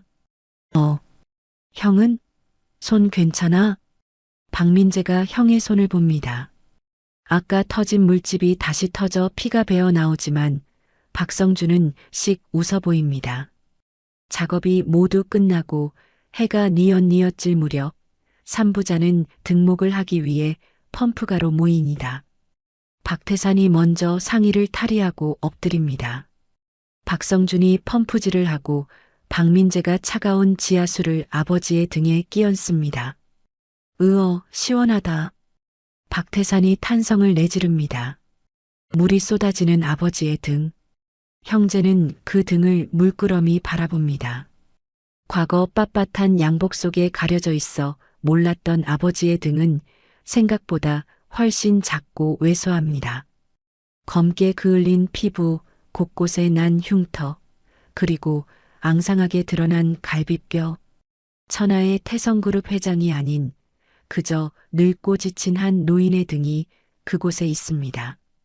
박성준이 울컥하는 마음을 감추려 더 세게 펌프질을 합니다. 이어서 형제도 옷을 벗고 등목을 합니다. 차가운 물줄기가 닿을 때마다 그들은 묘한 해방감을 느낍니다. 돈도 명예도 빚독촉도 잠시 잊혀지는 순간입니다. 그날 밤 마당 평상에 둘러앉은 세 사람은 찐 감자를 저녁으로 먹습니다. 소금만 찍어 먹는 투박한 식사지만 그 어느 때보다 꿀맛입니다. 박성준이 감자 껍질을 벗기며 툭 내뱉습니다. 와, 진짜 노동이 이렇게 힘든 건 줄 몰랐어요. 회사 경영할 때 머리 터질 것 같다고 징징댔는데 몸 쓰는 거에 비하면 양반이었네. 박민재도 감자를 우물거리며 고개를 끄덕입니다. 그러게. 주식 그래프 보는 게 제일 어려운 줄 알았는데 똥지게 지는 게 더 어렵더라. 중심 잡기도 힘들고. 형제는 서로의 흙투성이 얼굴을 보며 피식 웃습니다. 적어도 오늘만큼은 서로를 탓하지 않습니다. 박태산은 말없이 감자만 먹다가 슬그머니 일어납니다. 설거지해 놓고 자라. 박태산이 방으로 들어갑니다. 방 안 박태산은 문틈으로 평상에 앉아있는 아들들을 지켜봅니다. 티격태격하면서도 서로에게 감자를 양보하는 모습. 박태산의 입가에 옅은 미소가 번집니다. 그는 책상 서랍 깊숙한 곳을 엽니다. 그곳에는 낡은 서류 봉투 하나가 숨겨져 있습니다. 겉면에 태성그룹 재건 계획서라고 적힌 두툼한 서류입니다. 박태산의 거친 손이 서류 봉투를 쓰다듬습니다. 조금만 더 버텨라. 껍데기가 깨져야 알맹이가 단단해지는 법이다. 지옥 같던 노동의 시간이 지나고 어느덧 한 달이 흘렀습니다. 황금버섯 농장에도 수확의 계절이 찾아왔군요. 비닐하우스 안 참나무 원목마다 어른 주먹보다 큰 노루궁뎅이 버섯이 하얗게 피어났습니다. 그 옆동에는 황금빛이 도는 상황버섯이 늠름한 자태를 뽐내고 있네요. 박태산이 갓 따낸 상황버섯 하나를 들어 올리며 흐뭇한 미소를 짓습니다. 그의 거친 손바닥 위에서 버섯이 마치 보석처럼 빛납니다. 박태산이 뒤에 서 있는 두 아들을 돌아보며 말합니다. 어떠냐? 이게 진짜 황금이다. 박성준과 박민재는 침을 꼴깍 삼킵니다. 지난 한 달간 퇴비 냄새를 맡으며 구르고 깨진 결과물입니다. 박민재가 안경을 고쳤으며 감탄합니다. 와, 진짜 때깔이 다르네요. 백화점 식품관에 납품되는 특상품보다 좋아 보여요. 박성준도 눈을 반짝이며 거듭니다. 아버지, 이거 팔면 돈 좀 되겠는데요? 한 박스에 얼마나요? 박태산이 버섯을 상자에 조심스럽게 담으며 제안을 합니다. 오늘 읍내 공판장이 아니라 대도시 농산물 도매시장으로 갈 거다. 너희 둘이 이 트럭 한 대 분량을 다 팔아와라. 예, 저희가 직접요? 그래. 내일은 팔지 말고 도매상한테 넘기지도 말고 소매로 제값 다 받고 팔아와. 만약 오늘 안에 완판하면 박태산이 잠시 뜸을 들이다가 두 아들의 눈을 똑바로 쳐다봅니다. 너희 빚 갚는 길 내가 열어주마. 그 말에 형제의 귀가 번쩍 뜨입니다. 500억 빚더미에서 탈출할 수 있다는 희망이 생긴 겁니다. 박성준이 주먹을 불끈 쥐며 외칩니다. 정말이죠? 아버지, 딴소리하기 없깁니다. 야, 민재야. 시동 걸어. 오늘 다 팔기 전에는 집에 안 온다. 박민재도 비장한 표정으로 고개를 끄덕입니다. 걱정 마세요. 제가 또 태성그룹 영업부 신하 아닙니까? 이깟 버섯 없어서 못 팔게 만들고 올게요. 형제는 1톤 트럭 짐칸에 버섯 상자를 가득 싣고 농장을 출발합니다.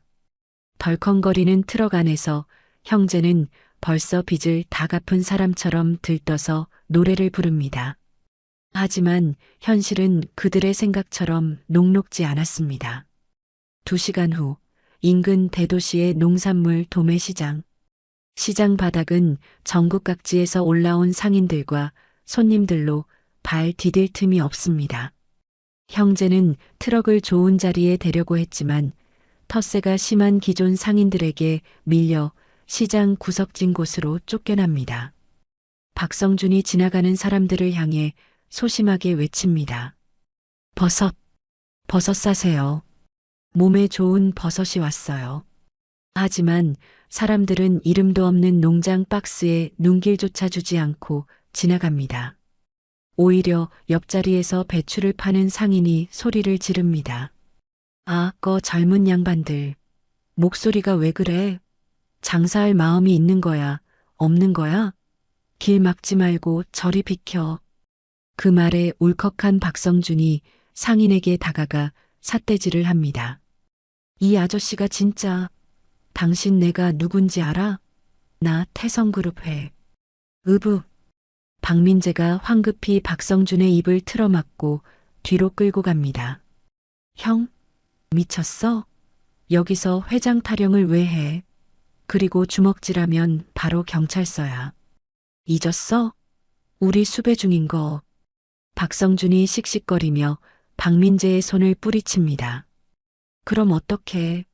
아무도 안 쳐다보는데 이러다 썩혀서 버리게 생겼다고. 박민재가 주위를 둘러봅니다. 옆집은 30년 전통 할머니네. 앞집은 산지 직송 총각네 같은 현란한 간판을 걸고 손님을 끌고 있습니다. 박민재의 눈빛이 날카롭게 변합니다. 그는 장사꾼의 본능을 깨우기 시작합니다. 형, 기다려봐. 전략을 바꿔야겠어. 박민재는 근처 문구점으로 달려가 전지와 매직 펜을 사옵니다. 그리고 트럭 짐칸 옆에 전지를 붙이고 굵은 글씨로 거침없이 써내려갑니다. 충격! 태성그룹 회장님이 드시던 바로 그 기적의 버섯. 항암 효과 1위. 면역력 폭발. 오늘만 이 가격. 자극적인 문구가 완성되자 박민재가 박성준의 등을 찰싹 때립니다. 형, 이제부터 형은 회장이 아니라 바람잡이 알바야. 배에 힘 딱 주고 목청 터져라 사람 모아. 할 수 있지? 박성준이 입꼬리를 실룩이며 셔츠 소매를 걷어붙입니다. 오케이. 내가 또 왕년에 주주총회에서 소리 좀 질러봤지. 박성준이 트럭 위로 올라가 짐칸을 탕탕 두드립니다. 그의 거대한 덩치와 우렁찬 목소리가 시장통의 소음을 뚫고 울려 퍼집니다. 자, 모이세요. 모이세요. 돈이 있어도 못 구하는 버섯이 왔습니다. 강원도 깊은 산골에서 이슬만 먹고 자란 황금 버섯. 일단 한번 보고 가세요. 사람들의 시선이 집중되자 박민재가 무대 위에 배우처럼 등장합니다. 그는 버섯 하나를 발로 쪼개 하얀 속살을 보여주며 속사포처럼 멘트를 쏟아냅니다. 어머님, 이 결 보이십니까? 이게 바로 베타글루칸 덩어리입니다. 병원 가서 비싼 영양제 맞을 필요 없습니다. 이거 달여서 딱 일주일만 드셔보세요. 아침에 남편분 눈빛이 달라집니다. 수험생 아드님 머리가 맑아집니다. 남편과 수험생이라는 단어에 지나가던 주부들의 발걸음이 멈춥니다. 박민재는 그 틈을 놓치지 않고 의학 용어를 섞어가며 신뢰감을 줍니다. 이 노루궁뎅이 버섯은 역류성 식도염의 특효약입니다. 위장약 달고 사시는 분들 속는 셈 치고 드셔보세요. 제가 제약회사 임원 출신인데 약보다 이게 낫습니다. 박성준이 옆에서 박수를 치며 분위기를 띄웁니다. 맞습니다. 저희 아버지가 이거 드시고 다 죽어가다가 벌떡 일어나셨습니다. 100세 인생, 이 버섯과 함께 하세요. 순식간에 트럭 주변으로 사람들이 구름처럼 몰려듭니다. 여기저기서 지갑이 열리고 10,000원짜리 지폐가 춤을 춥니다. 총각, 여기 2박스 줘. 나도 줘요. 우리 영감 먹이게. 형제는 쉴 새 없이 버섯을 담고 돈을 받느라 정신이 없습니다. 박민재의 이마에 땀이 비 오듯 쏟아지고 박성준의 목소리는 점점 쉬어가지만 그들의 얼굴에는 웃음꽃이 활짝 피었습니다. 해가 뉘엿뉘엿 질 무렵 트럭 짐칸은 텅 비어버렸습니다. 완판입니다. 박성준이 바지 주머니에 쑤셔 넣었던 꼬깃꼬깃한 현금 뭉치를 꺼내 바닥에 쏟아놓습니다. 1,000원짜리, 10,000원짜리가 수북하게 쌓입니다. 박성준이 돈 냄새를 맡으며 황홀한 표정을 짓습니다. 민재야, 이 냄새 맡아봐라. 이게 진짜 돈 냄새다. 법인 카드로 긁을 때는 몰랐는데 손맛이 죽이네. 박민재도 흙 묻은 손으로 돈을 세며 고개를 끄덕입니다. 그러게. 겨우 300만 원인데 왜 300억 결제했을 때보다 더 묵직하냐? 형제는 서로를 마주보고 낄낄거립니다. 평생 숫자로만 돈을 보던 그들이 노동의 대가로서의 돈을 처음으로 실감하는 순간입니다. 시장을 빠져나오던 형제의 눈에 작업복 가게가 들어옵니다. 박성준이 무언가 생각난 듯 트럭을 세웁니다. 야, 아버지 러닝 셔츠. 목 다 늘어난 거 봤지? 구멍도 숭숭 뚫려 있고. 좀 그렇더라. 겨울 오는데 춥지도 않으신가 봐. 형제는 누가 먼저랄 것도 없이 가게로 들어갑니다. 잠시 후 그들의 손에는 빨간 내복이 아닌 기모가 빵빵하게 들어간 최고급 방한 조끼와 기능성 작업복 세트가 들려 있습니다. 명품관이 아닌 재래시장에서 산 옷이지만 형제가 고르는 손길은 그 어느 때보다 신중했습니다. 밤 9시가 넘어서야 트럭이 농장 마당으로 들어옵니다. 박태산이 뒷짐을 지고 마당을 서성이고 있군요. 아들들이 늦어지자 걱정이 되어 나와 있던 겁니다. 트럭에서 내린 형제는 박태산에게 달려가 빈 짐칸을 보여줍니다. 아버지, 다 팔았어요. 하나도 안 남기고 싹 다요. 박성준이 자랑스럽게 현금 봉투를 내밉니다.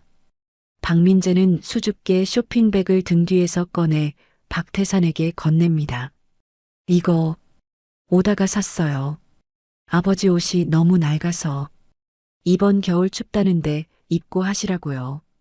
박태산이 돈봉투와 쇼핑백을 번갈아 봅니다. 그는 짐짓 엄한 표정을 지으며 봉투를 열어 돈을 확인하는 척합니다.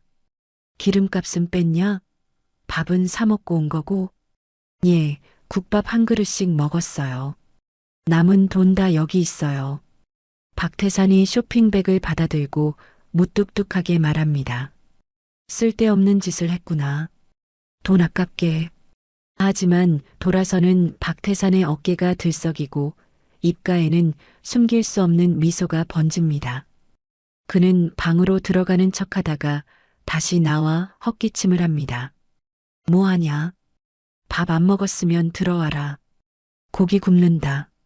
농장 마당 평상에 휴대용 가스버너가 켜집니다.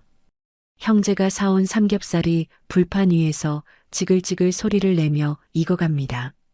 고소한 냄새가 농장의 밤 공기를 가득 채웁니다. 박태산이 잘 익은 고기 한 점을 상추에 올리고 쌈장과 마늘을 얹어 큼지막한 쌈을 쌉니다. 그리고 그것을 박성준의 입에 쑥 넣어줍니다. 자, 먹어라. 덩치값 하느라 고생했다. 박성준이 깜짝 놀라 눈을 동그랗게 뜹니다. 평생 밥상머리 교육이 엄격했던 아버지였습니다. 단 한 번도 자식 입에 쌈을 넣어준 적 없던 아버지가 투박한 손으로 싼 쌈을 먹여주고 있습니다. 박성준이 입안 가득 찬 쌈을 우물거리며 눈물을 글썽입니다. 맛있어요. 아버지. 박태산은 민재에게도 쌈을 하나 싸서 건넵니다. 너도 먹어. 입만 살아서 나불대느라 배고플 텐데. 박민재가 쌈을 받아 먹으며 코를 훌쩍입니다. 맛있네요. 진짜 맛있어요. 세 부자는 둘러앉아 소주잔을 기울입니다. 밤하늘에는 별이 쏟아지고 농장에는 웃음소리가 피어오릅니다. 태성그룹 회장 일가라는 타이틀을 떼고 그저 아버지와 아들로서 마주 앉은 첫 식사입니다. 하지만 그 평화는 오래가지 못할 것 같습니다. 농장 입구 어둠 속에 숨어있던 검은 그림자 하나가 휴대폰을 꺼내듭니다. 독사의 정보원입니다. 그가 망원 렌즈로 화기애애한 삼부자의 모습을 촬영하며 전송 버튼을 누릅니다. 대표님 찾았습니다. 양구 황금버섯 농장입니다. 잠시 후 멀리 산 아래 국도에서 수십 개의 차량 헤드라이트가 농장을 향해 올라오는 것이 보입니다. 붕, 붕. 거친 엔진 소리가 점점 가까워지며 농장의 정적을 찢어놓습니다. 평화롭던 황금버섯 농장의 저녁 식사 시간은 순식간에 아수라장으로 변하고 말았습니다. 삼겹살이 익어가던 돌판의 치이익 소리는 거칠게 몰아치는 검은 세단들의 엔진 굉음에 묻혀버렸죠. 강력한 헤드라이트 불빛이 농장의 어둠을 찢어발기며 박태산과 두 아들의 눈을 멀게 할 듯 쏟아집니다. 기익. 타이어가 흙바닥을 긁는 날카로운 소리와 함께 차량 5대가 평상을 포위하며 멈춰섭니다. 차 문이 동시에 열리고 검은 양복을 입은 덩치 큰 사내 20명이 쇠파이프와 야구 방망이를 손에 든 채 우르르 쏟아져 나옵니다. 그들의 위압적인 기세에 농장의 공기마저 얼어붙는 것 같군요. 무리의 가장 뒤쪽에서 뱀 가죽구두를 신은 독사가 여유로운 걸음으로 걸어 나옵니다. 독사는 손에 든 500억 원짜리 차용증을 부채처럼 흔들며 비릿한 웃음을 흘립니다. 회장님, 식사는 입에 맞으십니까? 아드님들이 아주 꼭꼭 숨어 계셔서 찾느라 애 좀 먹었습니다. 박성준과 박민재는 입에 넣으려던 고기를 떨어뜨리며 사색이 됩니다. 박민재가 덜덜 떨며 뒤로 물러섭니다. 독사 대표님, 여기가 어디라고. 독사가 차용증을 박민재의 얼굴 앞에 들이밉니다. 어디긴. 돈 떼먹고 도망친 쥐새끼들 잡으러 온 고양이 소굴이지. 이자까지 계산은 끝났고 오늘 현찰로 안 나오면 몸으로 떼어야 하는 거 알지? 독사의 눈짓 한 번에 조직원들이 쇠파이프를 손바닥에 탁탁 치며 포위망을 좁혀옵니다.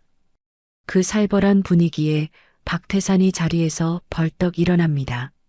누구 허락을 받고 내 농장에 들어온 거냐? 당장 차 빼지 못해. 박태산의 호통에 독사가 짐짓 놀란 척하며 귀를 후빕니다.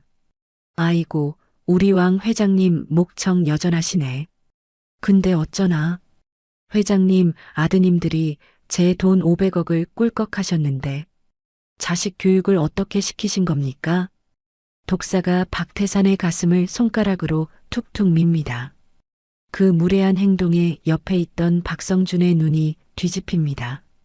박성준은 며칠 전까지만 해도 겁에 질려 숨기 바빴던 겁쟁이였습니다. 하지만 아버지의 가슴을 치는 저 손가락을 보는 순간 이성이 끊어집니다. 박성준이 옆에 세워져 있던 삽자루를 집어듭니다. 이 개자식들이 우리 아버지 건드리지 마. 박성준이 괴성을 지르며 독사를 향해 삽을 휘두릅니다. 붕 하는 소리와 함께 삼날이 허공을 가릅니다. 하지만 독사는 가볍게 몸을 피하고 뒤에 있던 부하들이 순식간에 박성준을 덮칩니다. 어이쿠, 형님 힘이 장사시네. 퍽! 퍽! 둔탁한 타격음과 함께 박성준이 바닥에 나뒹굽니다. 장정 서너 명이 달려들어 박성준을 짓밟기 시작합니다. 박성준은 비명을 지르면서도 삽자루를 놓지 않으려 발버둥 칩니다. 성준아, 안 돼. 박민재가 형의 비명을 듣고 패닉 상태에서 주머니 속 휴대폰을 꺼냅니다. 떨리는 손가락으로 112를 누르려는 순간입니다. 독사의 부하 하나가 낚아채듯 휴대폰을 뺏어버립니다. 어딜 감히 신고를 하려고. 와장창. 부하가 휴대폰을 바닥에 내동댕이 치고 구둣발로 지시겨 박살을 냅니다. 박민재는 산산조각이 난 휴대폰과 피투성이가 된 형을 번갈아 보며 다리에 힘이 풀려 주저앉습니다. 독사가 쓰러진 박성준의 머리채를 잡아 올리며 말합니다. 돈 없으면 몸이라도 팔아야지. 얘들아, 뭐 돈 될 거 없나 찾아봐라. 버섯이고 기계고 싹 다 싣고 가. 조직원들이 예 형님 하고 외치며 비닐하우스 쪽으로 우르르 몰려갑니다. 그들은 잠겨있는 하우스 문을 쇠파이프로 부수고 안으로 난입합니다. 우지끈 하는 소리와 함께 정성껏 가꾼 시설들이 파괴되는 소리가 들려옵니다. 박태산의 눈에 핏발이 섭니다. 자식들이 피땀 흘려 키운 버섯입니다. 아니, 잃어버린 가족애를 되찾아준 생명과도 같은 존재들입니다. 이놈들, 내 자식 같은 버섯들에 손대지 마라. 박태산이 노구를 이끌고 독사에게 달려듭니다. 그가 독사의 멱살을 움켜쥐고 흔듭니다. 70 노인의 어디서 그런 힘이 나왔는지 독사의 몸이 휘청거립니다. 당장 멈추라고 해. 이 깡패놈들아. 독사가 순간적으로 당황했지만 이내 표정을 구기며 박태산을 거칠게 밀쳐냅니다. 이 영감이 진짜 노망이 났나? 이거 안 나. 퍽! 독사의 거친 손길에 밀려 박태산이 중심을 잃고 뒤로 넘어집니다. 하필이면 그 뒤에 비닐하우스 난방을 위해 꺼내둔 대형 등유 난로가 있었습니다. 꽈당! 박태산이 넘어지면서 난로를 발로 찹니다. 넘어진 난로 뚜껑이 열리며 시뻘건 등유가 콸콸 쏟아져 나옵니다. 그리고 난로 심지에서 타고 있던 작은 불씨가 쏟아진 기름 위로 떨어집니다. 화르륵. 마치 폭탄이 터지듯 불길이 순식간에 치솟아 오릅니다. 기름을 머금은 불길은 굶주린 맹수처럼 주위에 쌓여있던 마른 집단과 보온 덮개를 집어삼킵니다. 순식간에 일동 하우스 입구가 거대한 화염에 휩싸입니다. 매캐한 검은 연기가 피어오르며 시야를 가립니다. 불이야, 불. 조직원 중 한 명이 소리치며 뒤로 물러납니다. 독사도 예상치 못한 화재에 당황하여 뒷걸음질 칩니다. 불길은 강한 산바람을 타고 맹렬한 기세로 비닐하우스 천장을 타고 번져나갑니다. 비닐이 녹아내리며 불똥이 비처럼 쏟아져 내립니다. 박민재가 멍하니 불타는 하우스를 바라보다가 비명을 지릅니다. 안 돼. 저기, 저 안에 이번 달 납품할 버섯 다 있단 말이야. 박민재의 목소리는 절규에 가깝습니다. 단순한 버섯이 아닙니다. 그것은 형제의 땀이자 빚을 갚을 유일한 희망이며 아버지에게 인정받은 증거였습니다. 박성준이 비틀거리며 일어납니다. 그의 얼굴은 엉망으로 터져 피범벅이고 한쪽 눈은 부어올라 제대로 떠지지 않습니다. 하지만 박성준은 쓰러진 아버지를 일으키는 대신 불타는 하우스 쪽으로 몸을 돌립니다. 아버지, 버섯, 우리 버섯. 박성준은 짐승 같은 신음소리를 내며 불길 속으로 뛰어들려 합니다. 이성이 마비된 행동입니다.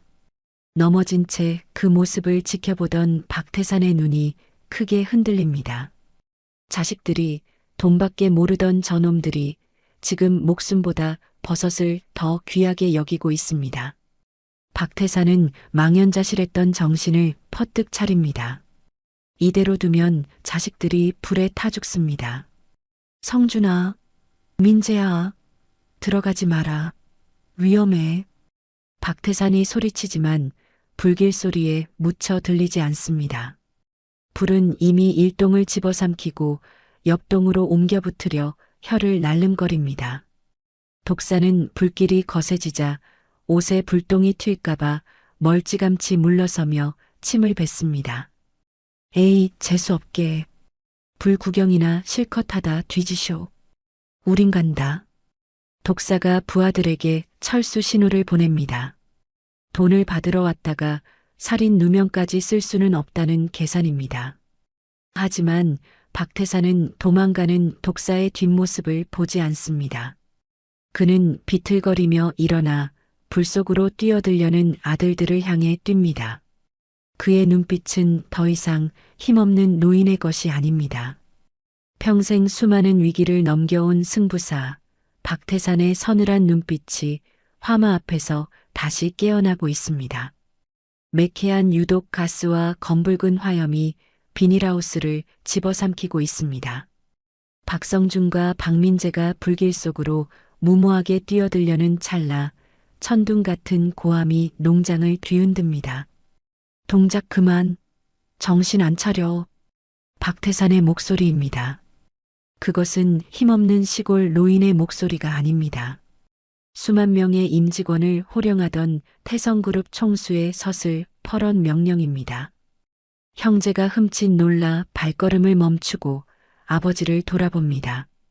박태산이 불길을 등지고 서서 정확하고 냉철하게 지시를 내립니다.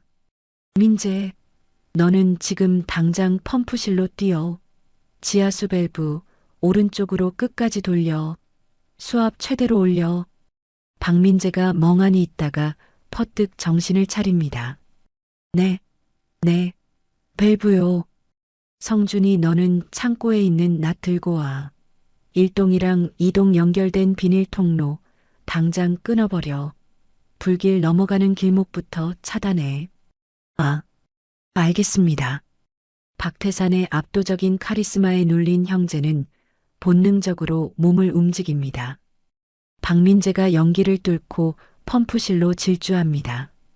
박성준도 터진 입술을 닦을 새도 없이 창고로 달려가 낫을 찾아들고 나옵니다. 박태산은 마당에 있던 삽을 집어들고 흙을 퍼나르며 소리칩니다. 뭐해? 안 뛰고. 박민재가 펌프실에 도착해 밸브를 잡습니다. 녹이 슬어 뻑뻑한 밸브는 꿈쩍도 하지 않습니다. 평소라면 더럽다고 만지지도 않았을 쇠붙이입니다. 하지만 지금 저 밖에는 형과 아버지, 그리고 자신의 미래가 불타고 있습니다. 박민재가 이를 악물고 온몸에 체중을 실어 밸브를 돌립니다. 으아, 돌아가라. 제발 좀. 기익, 캉. 녹슨 밸브가 비명을 지르며 돌아갑니다. 동시에 지하 깊은 곳에서 물이 솟구치는 웅장한 진동이 느껴집니다. 한편 박성준은 뜨거운 열기를 온몸으로 받아내며 이동하우스 연결 통로 앞에 섰습니다. 불길이 혀를 날름거리며 바로 코앞까지 다가와 있습니다. 박성준이 낫을 높이 쳐듭니다. 이 빌어먹을 불귀신아, 저리 꺼져. 착! 지익! 박성준이 미친 듯이 낫을 휘둘러 두꺼운 비닐막을 찢어 발깁니다. 불길이 타고 넘어가려던 다리가 끊어지자 화마가 주춤거립니다. 그때 펌프실에서 연결된 스프링클러가 작동하며 차가운 지하수가 쏟아져 내립니다. 사 타오르던 불길이 물을 만나 치익 소리를 내며 검은 연기를 내뿜습니다. 독사와 조직원들은 갑작스러운 반격에 당황하여 차에 오릅니다. 젠장, 재수옴 붙었네. 야, 차 빼. 일단 철수한다. 검은 세단들이 급하게 후진하며 농장을 빠져나가려 합니다. 하지만 좁은 농로 입구에서 굉음과 함께 거대한 기계들이 나타납니다. 마을 이장 김칠성이 이끄는 트랙터 부대입니다. 김칠성이 확성기를 들고 트랙터 위에 서서 고래고래 소리를 지릅니다. 어떤 놈들이 남의 동네 와서 불장난질이야. 여기가 서울인 줄 알아? 어림도 없다, 이놈들아. 우웅. 집채만한 트랙터 세대가 농로를 가로막아 버립니다. 독사의 차들은 오도 가도 못한 채 갇혀버립니다. 독사가 차 창문을 내리고 욕설을 퍼붓습니다. 비켜. 이 촌놈들아. 다 밀어버리기 전에. 김칠성이 콧방귀를 뀌며 트랙터 바가지를 들어 올립니다. 밀어? 어디 한번 밀어봐. 이 바가지로 내 놈 차 지붕을 뚜껑 따듯이 따줄 테니까. 마을 청년회원들이 쇠스랑과 삽을 들고 트랙터 뒤로 몰려 나옵니다. 그 기세에 눌린 독사는 차 문을 잠그고 꼼짝 못하는 신세가 됩니다. 다시 농장 안. 불길은 어느 정도 잡혔지만 잔불이 여전히 위협적입니다. 박태상과 두 아들은 양동이에 물을 담아 나르며 마지막 사투를 벌입니다. 박성준이 물을 끼얹으며 비명을 지릅니다. 꺼져. 꺼지라고. 우리 버섯 살려내. 박민재도 그을음 범벅이 된 얼굴로 흙을 퍼부으며 울먹입니다. 안 돼. 내 500억. 아니, 우리 아버지 버섯. 세 부자가 땀과 물에 젖어 하나가 되어 움직입니다. 박태산이 흙을 덮으며 중심을 잡고 아들들이 좌우에서 물을 붓습니다. 마침내 마지막 불씨가 잡히고 하얀 연기만이 피어오릅니다. 하지만 결과는 처참합니다. 가장 공들여 키웠던 일동하우스가 뼈대만 남기고 전소되었습니다. 검게 타버린 참나무와 잿더미가 된 버섯들이 바닥에 뒹굽니다. 박성준이 털썩 주저앉아 타버린 버섯을 손에 쥡니다. 다 탔어. 어떡해. 박민재도 넋이 나간 표정으로 주저앉습니다. 그때 차에 갇혀있던 독사가 상황이 종료된 것을 보고 차에서 내립니다. 그는 뻔뻔하게 옷을 털며 다가와 비웃습니다. 쯧쯧. 그러게 돈을 줬으면 이런 일 없잖아. 어차피 담보물도 다 탔네. 이제 진짜 몸으로 때워야겠는데? 독사가 부하들에게 눈짓하자 덩치들이 다시 쇠파이프를 들고 다가옵니다. 박성준이 벌벌 떨며 뒷걸음질 칩니다.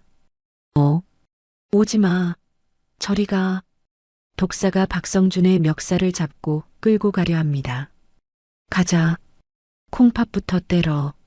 그 순간 박태산이 그들 앞을 막아섭니다. 그의 손에는 낡은 이지 폴더폰이 들려 있습니다. 박태산이 독사를 서늘하게 노려보며 천천히 폴더를 엽니다. 그리고 단축번호 1번을 꾹 누릅니다. 뚜루루, 뚜루루. 스피커폰 모드로 설정된 전화기에서 중후한 목소리가 흘러나옵니다. 예, 회장님. 늦은 시간에 어인일이십니까? 박태산이 낮지만 힘있는 목소리로 말합니다. 김 검사장인가? 나 박태산일세. 검사장이라는 단어에 독사의 눈썹이 꿈틀합니다. 하지만 이내 허세라고 생각하고 코웃음을 칩니다. 박태산이 말을 이어갑니다. 자네 모친. 내가 보내준 상황 버섯 드시고 완쾌하셨다고 했지? 전화기 너머 목소리가 한층 공손하고 다급해집니다. 그럼요. 회장님 덕분에 어머니가 새 생명을 얻으셨습니다. 은혜는 평생 잊지 않고 있습니다.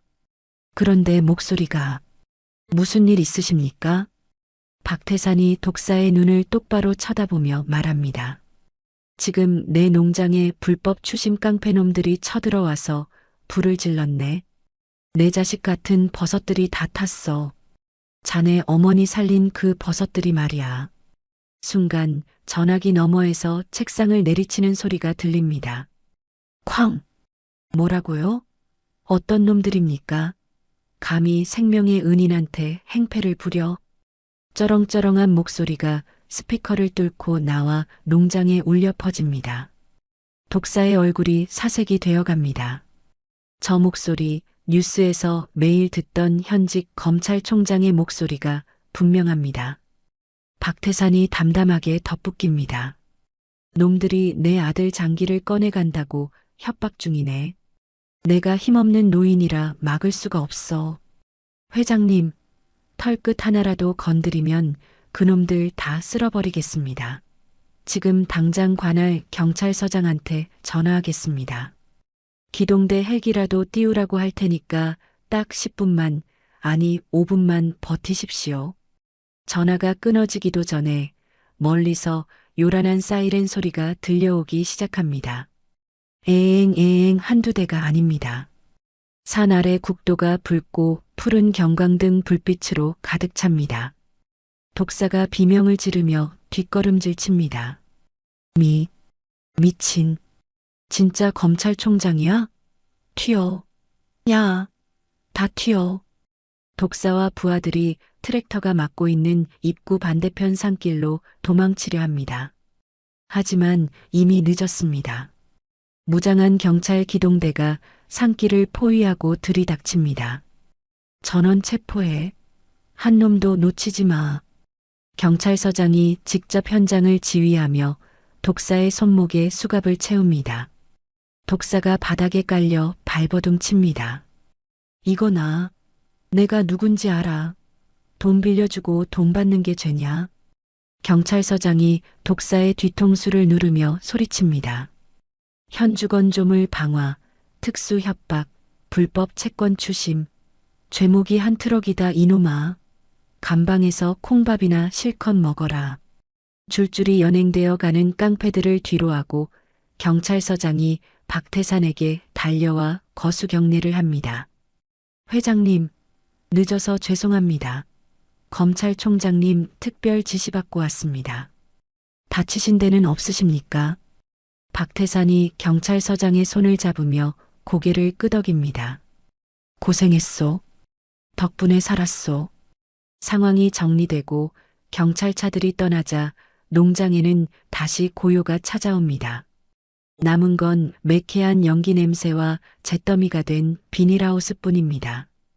박성준과 박민재는 다리가 풀려 바닥에 주저앉아 있습니다. 박태산이 그들 앞으로 다가갑니다. 박성준이 눈도 못 마주치고 덜덜 떱니다. 아버지, 죄송해요. 저 때문에 농장이 버섯이다. 박민재도 고개를 숙인 채 흐느낍니다. 제가 독사한테 돈만 안 빌렸어도. 박태산이 쭈그리고 앉아 두 아들의 눈높이를 맞춥니다. 그리고 검게 그을린 아들들의 얼굴을 투박한 손으로 닦아줍니다. 고개 들어라. 형제가 조심스럽게 고개를 듭니다. 박태산의 눈에 물기가 어려 있습니다. 500억? 형제가 침을 꿀꺽 삼킵니다. 불법 이자는 김 검사장 통해서 소송 걸면 다 무효 처리될 거다. 남은 원금은 내가 갚아주지 않는다. 형제의 눈동자가 흔들립니다. 박태산이 단호하지만 따뜻한 목소리로 말을 잇습니다. 그 빚 너희가 여기서 평생 버섯 키워서 갚아라. 10년이 걸리든 20년이 걸리든 너희 땀으로 갚아. 도망가지 말고. 그 말은 쫓아내지 않겠다는, 가족으로 받아주겠다는 박태산식의 허락이었습니다. 박성준이 울음을 터뜨리며 박태산의 품에 안깁니다. 아버지, 흐엉, 잘못했어요. 진짜 열심히 일할게요. 똥지게 1000번이라도 질게요. 박민재도 참았던 눈물을 쏟으며 아버지의 어깨에 기대옵니다. 죄송해요. 아버지, 다시는 배신 안 할게요. 박태산은 양팔로 두 아들을 꽉 끌어안습니다. 이탈리아 명품 수트를 입었을 때보다 똥냄새와 탄냄새가 진동하는 지금이 훨씬 더 내 자식 같습니다. 박태산이 아들들의 등을 툭툭 두드려줍니다. 그래, 됐다. 살아있으면 된 거야. 밥이나 먹자. 고기 다 탔겠다. 화마가 휩쓸고 지나간 자리에는 계절이 4번 바뀌고 다시 가을이 찾아왔습니다. 검게 탔던 비닐하우스의 흔적은 온데간데 없고 그 자리에는 은색 프레임이 번쩍이는 거대한 유리온실이 들어서 있군요. 최첨단 환경 제어 시스템이 돌아가는 웅웅거리는 기계음이 농장의 활기를 더합니다. 온실 입구에는 주식회사 태성 황금버섯이라는 세련된 로고가 가을 햇살을 받아 눈부시게 빛나고 있습니다. 자동문이 열리고 말끔한 진녹색 유니폼을 입은 박성준이 지게차를 몰고 나옵니다. 과거 명품 양복이 터질 듯했던 비만 체형은 사라지고 구릿빛 피부에 탄탄한 근육질 몸매가 작업복 위로 드러납니다. 박성준이 지게차에서 가볍게 뛰어내려 물류센터 직원들에게 다가갑니다. 자자, 이 박스들은 백화점 VIP관으로 들어갈 겁니다. 충격 안 가게 에어캡 이중 포장 확인하세요. 김대리, 거기 3번 팔레트 기울어졌잖아. 다시 쌓아. 박성준의 목소리는 쩌렁쩌렁하고 지시는 명확합니다. 과거 무능한 바지 사장이라 불리던 모습은 찾아볼 수 없고 현장을 장악한 베테랑 물류본부장의 포스가 느껴집니다. 직원들이 예, 본부장님 하고 복창하며 일사불란하게 움직입니다. 박성준이 흐르는 땀을 팔뚝으로 닦으며 송장을 꼼꼼히 체크합니다. 그때 사무동 자동문이 열리며 박민재가 태블릿 PC를 들고 뛰어나옵니다. 박민재의 안경 너머 눈빛이 흥분으로 번들거립니다. 형, 됐어. 방금 사인했어. 박성준이 송장을 내려놓고 박민재를 쳐다봅니다. 뭐가? 그 프랑스 쪽 바이어? 파리 최대 유기농 마켓이랑 연간 100억 납품 계약 체결했어. 이제 우리 버섯 비행기 타고 유럽 간다. 박민재가 박성준에게 태블릿 화면을 들이밉니다. 화면 속에는 프랑스 바이어가 엄지손가락을 치켜 세우며 웃고 있는 화상회의 장면이 캡처되어 있습니다. 박성준이 박민재의 등을 팡 치며 환호합니다. 야, 박민재, 너 진짜 물건이다. 그 깐깐한 코쟁이들을 어떻게 구워 삶은 거야? 내가 누구냐? 태성그룹 최연소 임원 출신 아니냐? 데이터로 승부했지. 우리 버섯 성분 분석표 보여주니까 바로 오케이 하던데? 형제는 서로 하이파이브를 하며 어린아이처럼 좋아합니다.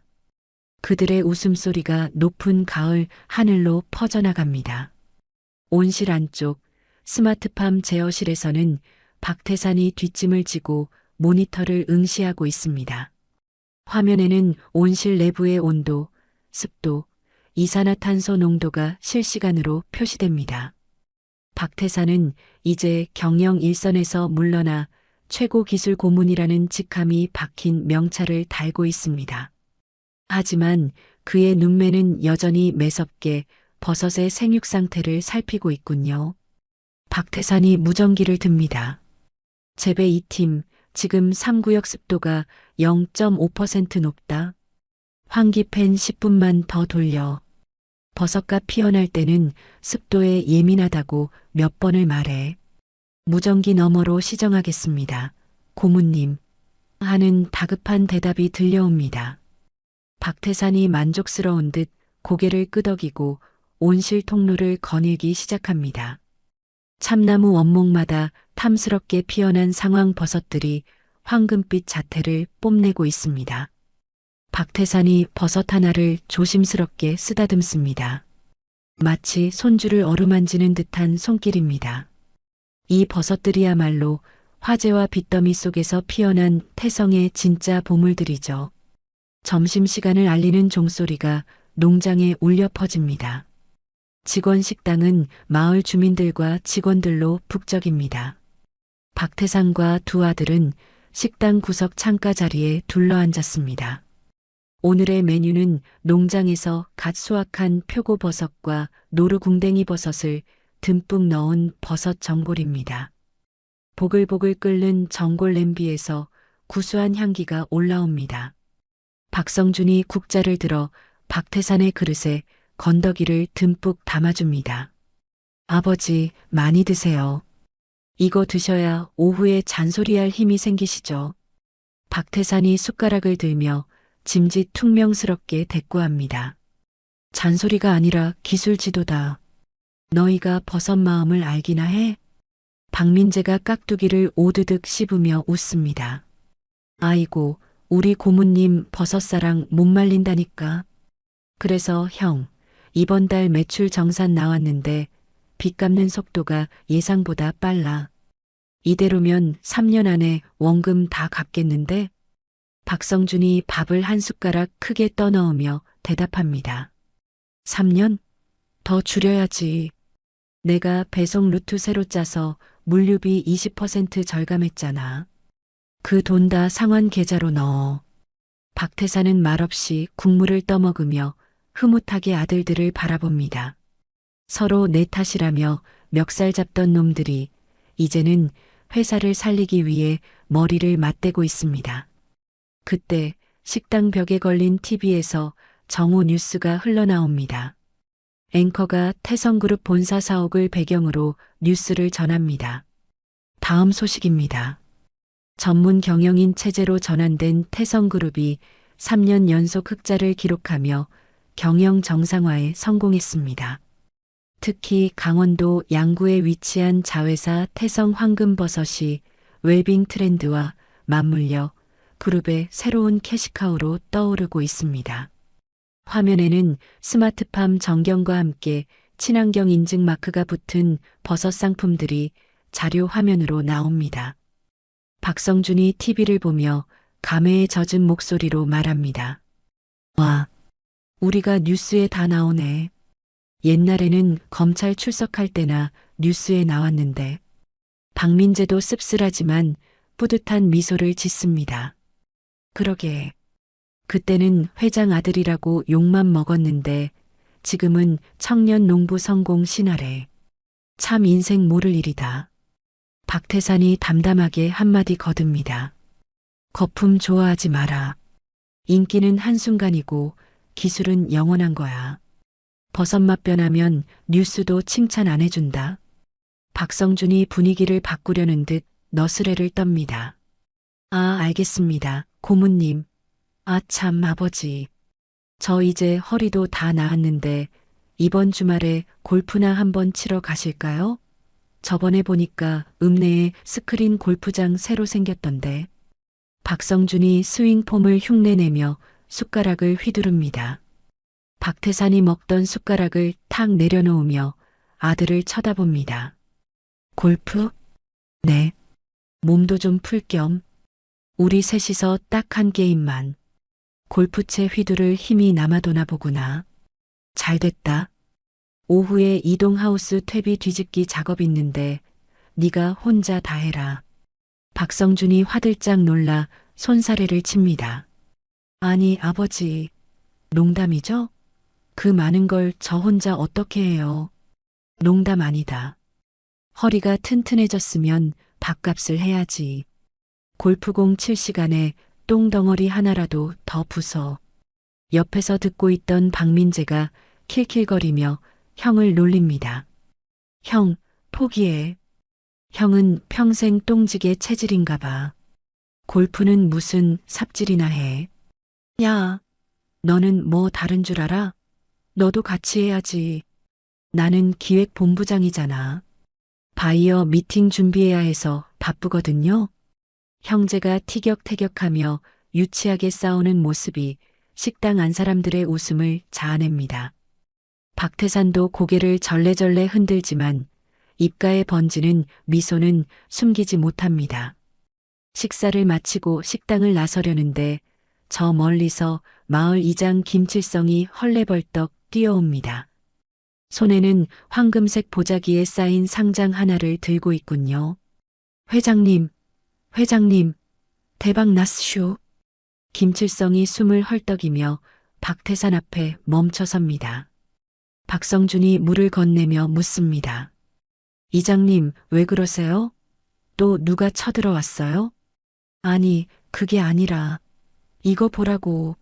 우리 마을이 농림축산식품부 장관상을 받았어. 태성 황금버섯 덕분에 지역 경제 살렸다고 나라에서 상을 준대. 김칠성이 상장을 펼쳐 보입니다. 최우수 농촌 기업상이라는 글자가 선명합니다. 주변에 있던 마을 주민들과 직원들이 일제히 환호성을 지르며 박수를 칩니다. 와, 우리 회장님 만세. 황금버섯 만세. 김칠성이 카메라를 든 직원을 부릅니다. 자자, 이런 날 사진 안 박으면 섭섭하지. 회장님, 아드님들, 저기 온실 앞에 딱 서보쇼. 뒤에 로고 나오게. 박태상과 두 아들이 쭈뼛거리며 온실 앞에 섭니다. 마을 주민들도 그들 뒤로 우르르 몰려가 병풍처럼 섭니다. 김칠성이 카메라 각도를 잡으며 소리칩니다. 자, 웃으세요. 김치, 아니, 버섯. 박성준과 박민재가 어색하게 차렷 자세로 서 있자 박태산이 불쑥 두 팔을 벌립니다. 그리고 양옆에 있는 두 아들의 팔짱을 꽉 낍니다. 박성준과 박민재가 놀라서 아버지를 쳐다봅니다. 박태산이 작게 속삭입니다. 활짝 웃어라. 촌스럽게 굴지 말고. 형제는 서로를 마주보더니 이내 환하게 웃음을 터뜨립니다. 박태산도 그제야 긴장을 풀고 하얀 이를 드러내며 웃습니다. 화려한 본사 회장실, 값비싼 가구들 앞에서도 한 번도 보여주지 않았던 가장 편안하고 행복한 웃음입니다. 찰칵 플래시가 터지는 순간 흙내음 가득한 농장의 풍경과 땀에 젖은 작업복을 입은 산부자의 모습이 한 장의 사진 속에 영원히 박제됩니다. 해질녘 농장의 하루 일과가 끝나고 사방이 붉게 물들어갑니다. 박태상과 두 아들은 농장 뒤런덕에 올라 아래를 내려다보고 있습니다. 유리온실들이 노을빛을 받아 황금색으로 빛나고 있습니다. 박성준이 땀을 닦으며 말합니다. 아버지, 저거 보세요. 진짜 황금 농장이네요. 옛날에 민재가 금괴 찾겠다고 설칠 때랑은 차원이 달라요. 박민재가 발끈하며 대꾸합니다. 형은 그때 금괴 찾는다고 땅 안 팠어? 나보다 더 깊게 팠으면서. 형제의 투닥거림을 듣던 박태산이 지팡이로 땅을 툭툭 칩니다. 다들 조용히 해라. 형제가 입을 다물고 아버지를 봅니다. 박태산이 발밑에 흙을 한 줌 쥐어 들어 올립니다. 검고 비옥한 흙이 그의 손가락 사이로 흘러내립니다. 내가 너희한테 물려주고 싶었던 건 숫자가 찍힌 통장이 아니었다. 박태산의 시선이 멀리 산 능선을 향합니다. 비가 오면 젖고 해가 뜨면 마르는 이 정직한 흙. 그리고 거기서 흘린 너희들의 땀방울. 그게 내가 남길 진짜 유산이다. 박태산이 손에 묻은 흙을 털어내며 아들들을 돌아봅니다. 이제야 너희한테 내 회사를 물려준 것 같구나. 그 말 한마디에 지난 4년간의 고생이 눈 녹듯 사라집니다. 박성준의 눈시울이 붉어지고 박민재는 고개를 푹 숙여 흐르는 눈물을 감춥니다. 박태산이 헛기침을 하며 먼저 발걸음을 옮깁니다. 가자. 배고프다. 저녁은 김치찌개 어떠냐? 박성준이 코를 훌쩍이며 달려가 박태산의 오른쪽을 부축합니다. 좋죠. 제가 돼지고기 듬뿍 넣고 끓일게요. 박민재도 달려와 왼쪽을 부축합니다.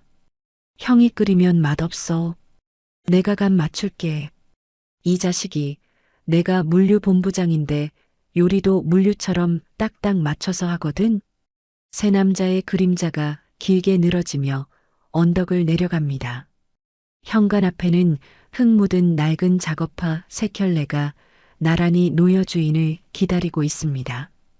가장 크고 투박한 신발, 그리고 그 옆에 놓인 든든한 두 켤레의 신발. 어둠이 내려앉은 농장에 따뜻한 전등 불빛이 켜지고 산부자의 웃음소리는 밤늦도록 끊이지 않습니다. 화마가 휩쓸고 간 자리에 더 단단한 새싹이 돋아나듯 박태산 회장과 두 아들의 관계도 비온 뒤에 땅이 굳어진다는 말처럼 더욱 끈끈해졌습니다. 처음 농장을 찾았을 때 두 아들이 그토록 찾아 헤매던 황금은 차가운 금괴가 아니었습니다. 그것은 흙투성이가 된 서로의 등을 밀어주고 땀 흘려 일한 뒤 마주 앉아 먹는 따뜻한 밥 한 끼 속에 숨어 있었습니다. 돈으로 쌓은 성은 쉽게 무너지지만 땀으로 다진 터전은 결코 무너지지 않는다는 박 회장의 마지막 가르침. 어쩌면 우리네 인생에서 가장 소중한 유산은 통장에 찍힌 숫자가 아니라 가족과 함께 흘린 땀방울과 웃음이 아닐까 생각해 봅니다. 오늘의 이야기가 여러분의 가슴에도 따뜻한 위로와 희망이 되었기를 바랍니다. 이야기를 끝까지 들어주신 분이 계시다면 잘 들었다고 댓글 하나만 남겨주세요. 감사합니다.